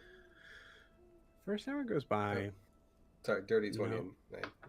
Dirty 29. Okay, gotcha. No sounds. You can hear the occasional sort of like snap of a twig and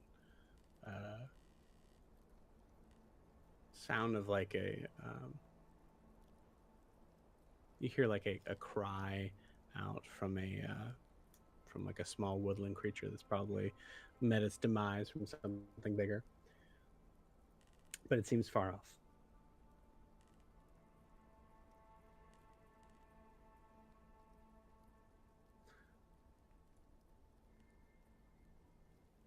Korean. There's a part of you that remembers now that you're alone, more or less. There's a part of you that I think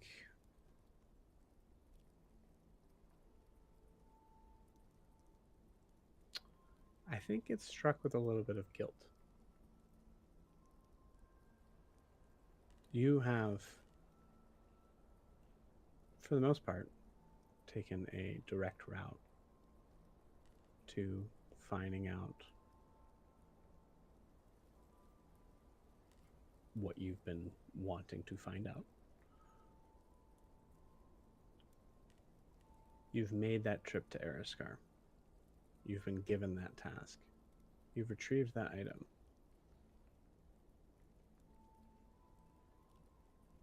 When the group asked, where do we go? You didn't say Eriskar.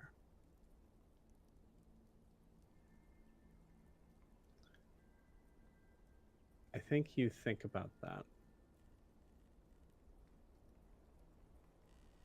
And there's a part of you that you can't help but feel guilty on for whatever reason. That should have been on the tip of your tongue. That should have been the number one thing that you should be thinking about. Have you forgotten? Has your priorities changed?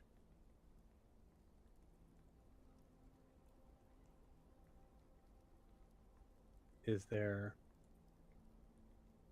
a sense of these things that were so important in your life now just seem not worth it?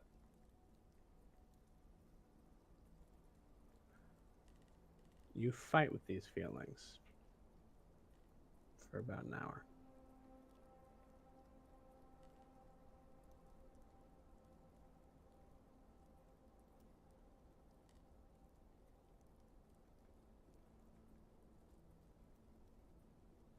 The dirty 20.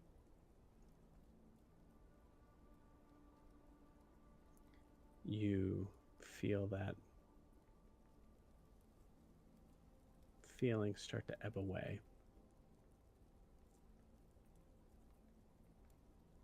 In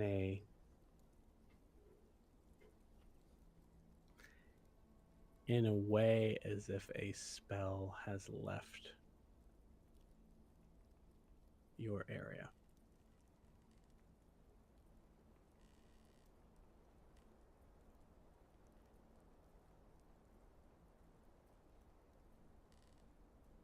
That's it. So we're at the end of hour 2.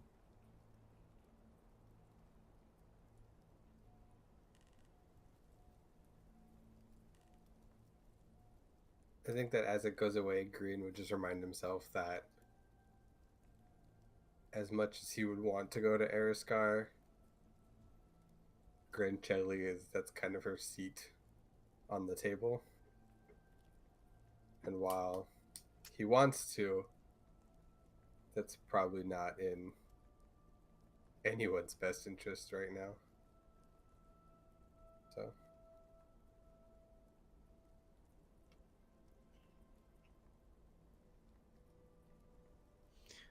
Tissue. Mm-hmm.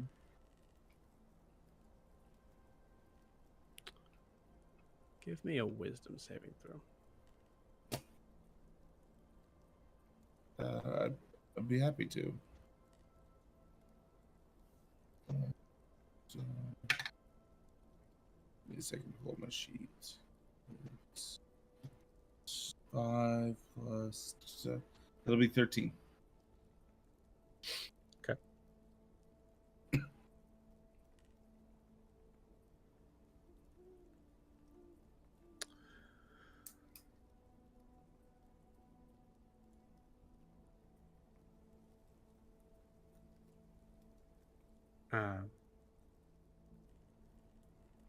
Titian, you see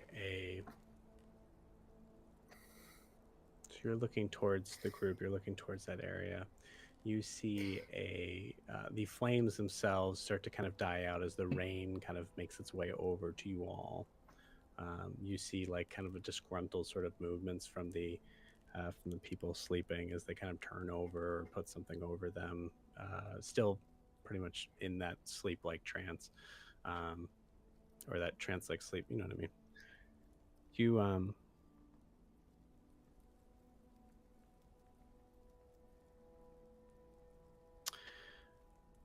You start to see coming from the flames. I'll say you see one first. You see one step out.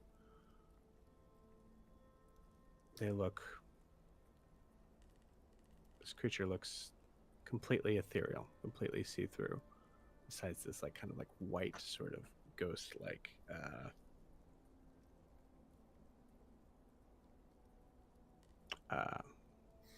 ghostly like outline. You see it step out, walk towards you.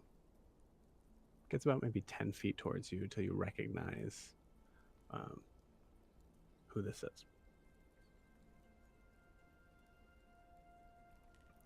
This is Ajir, the scientist that helped you in Makona's room. Walks towards you.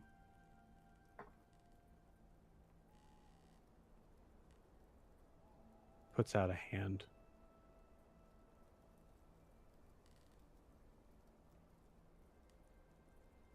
Tishian will put his hand out as well.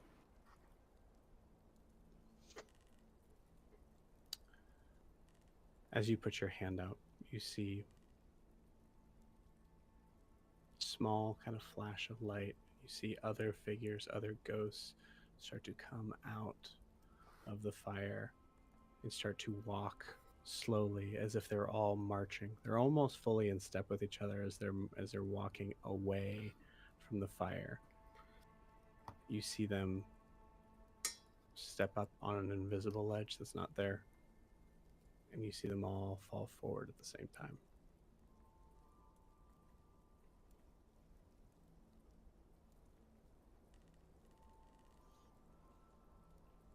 After about 30 seconds of nothing, you see it happen again.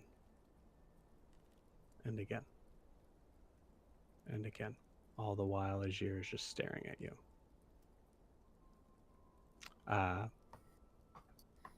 Green, I need a perception check.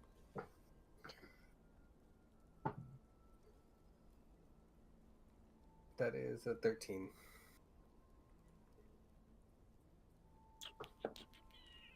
Okay. At some point, you see Titian has his hand out. He hasn't moved it. He has his hand out like this.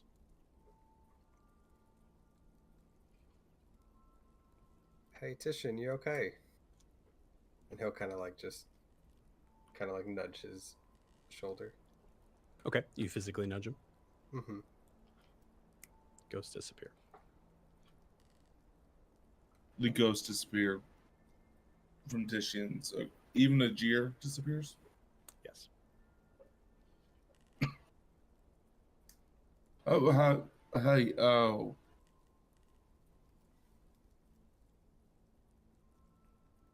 Hey, um, You doing okay there?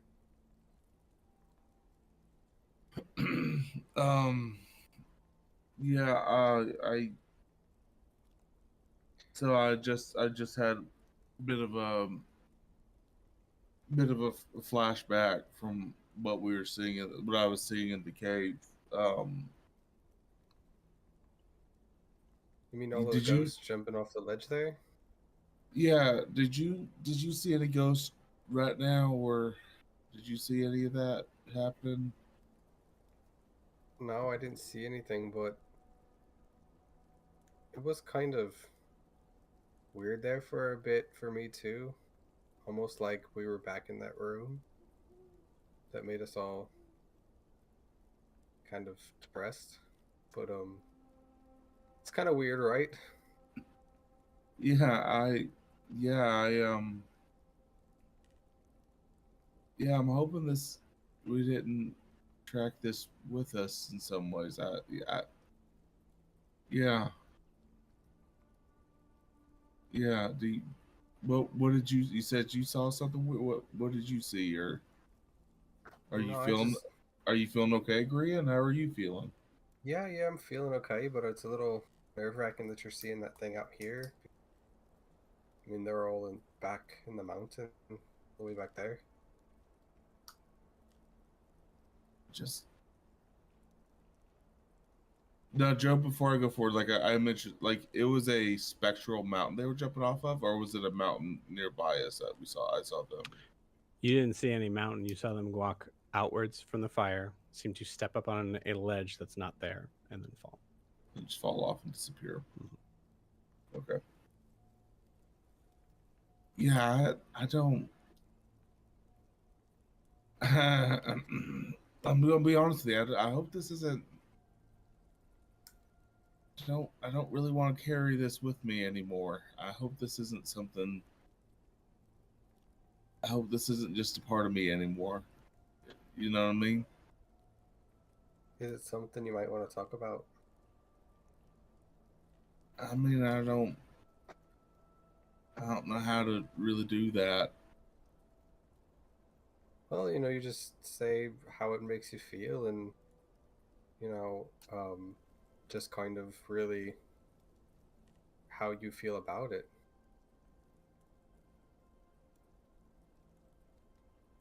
I feel sad.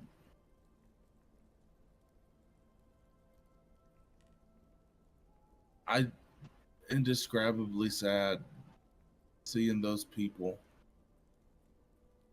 just march off and throw themselves away like nothing.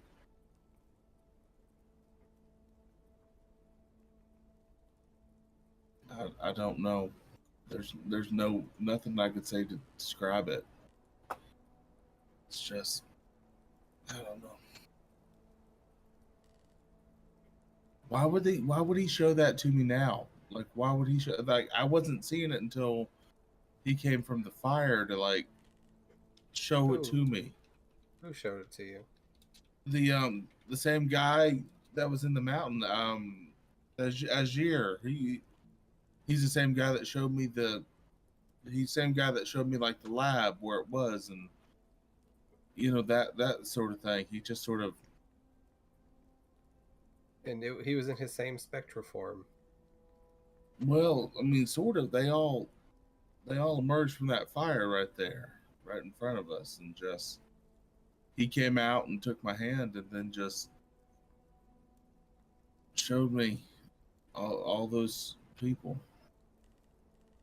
Can I look around and see if I see anything coming from that way? from the direction that Tisha was looking at. Yeah. Sure. Yeah.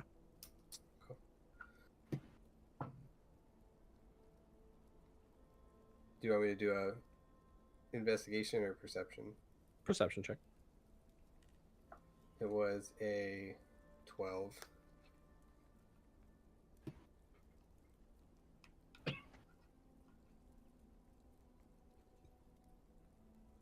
Cool. Yeah, with a 12, you don't see anything. Okay.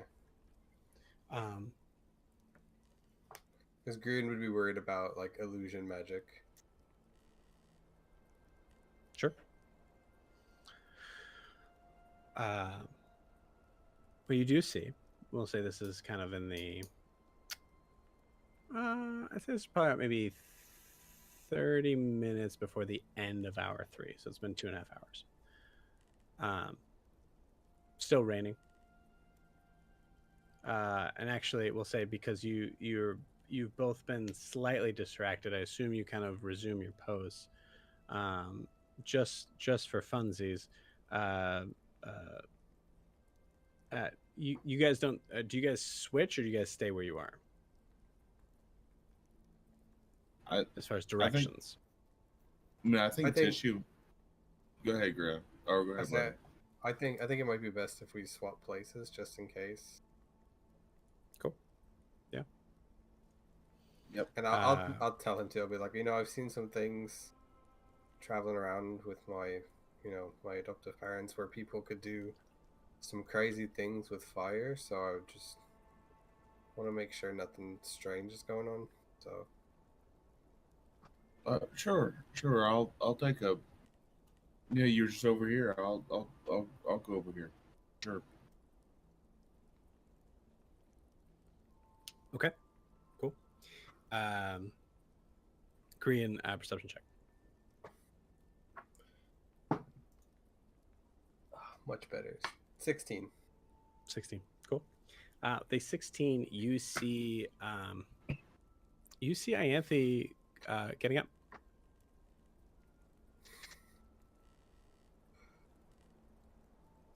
Okay. It's a little early.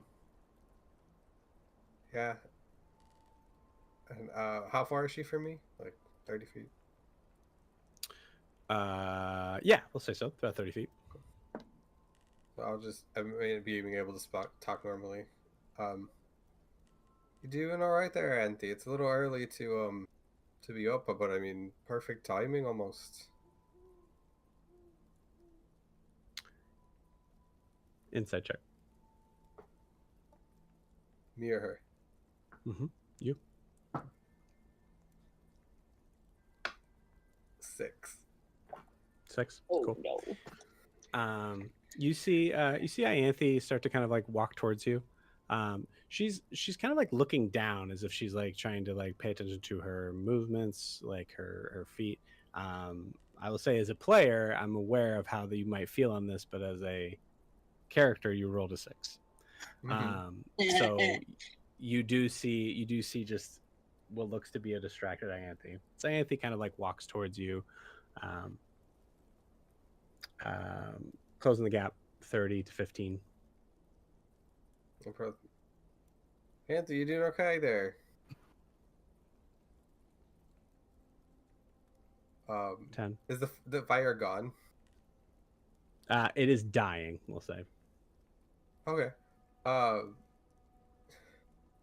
gonna pick up a rock from right next to me and cast my little light spell. Okay. All right. Remember, your insight is 6, so again, it's your call on this, but keep it in mind. Oh, I'm totally ready to like horror movie this. Just be like, okay. Oh, you got it. Yeah. Cool. Which I'm assuming, like with the light, Tissue would probably like see if he's not distracted enough, he'd see like the obvious light in the darkness. Yeah, I'd say you flip on the light. I mean, if we're really scary movieing this, you're flipping on the light right when she's 5 feet from you. Yeah. So, cool. 5 feet from you, you flip on the light as as you see Ianthe look up, and her eyes are a bright, bright purple as she clutches your throat with her right hand. Oh no. Again. And that's where we're going to end tonight's session. Oh no. So I'm Amazing. gonna throw some stuff out there. First off, Hold on, we one would second. be within- Time out. We'll see you guys next week. Or 2 weeks. Bye. We have questions.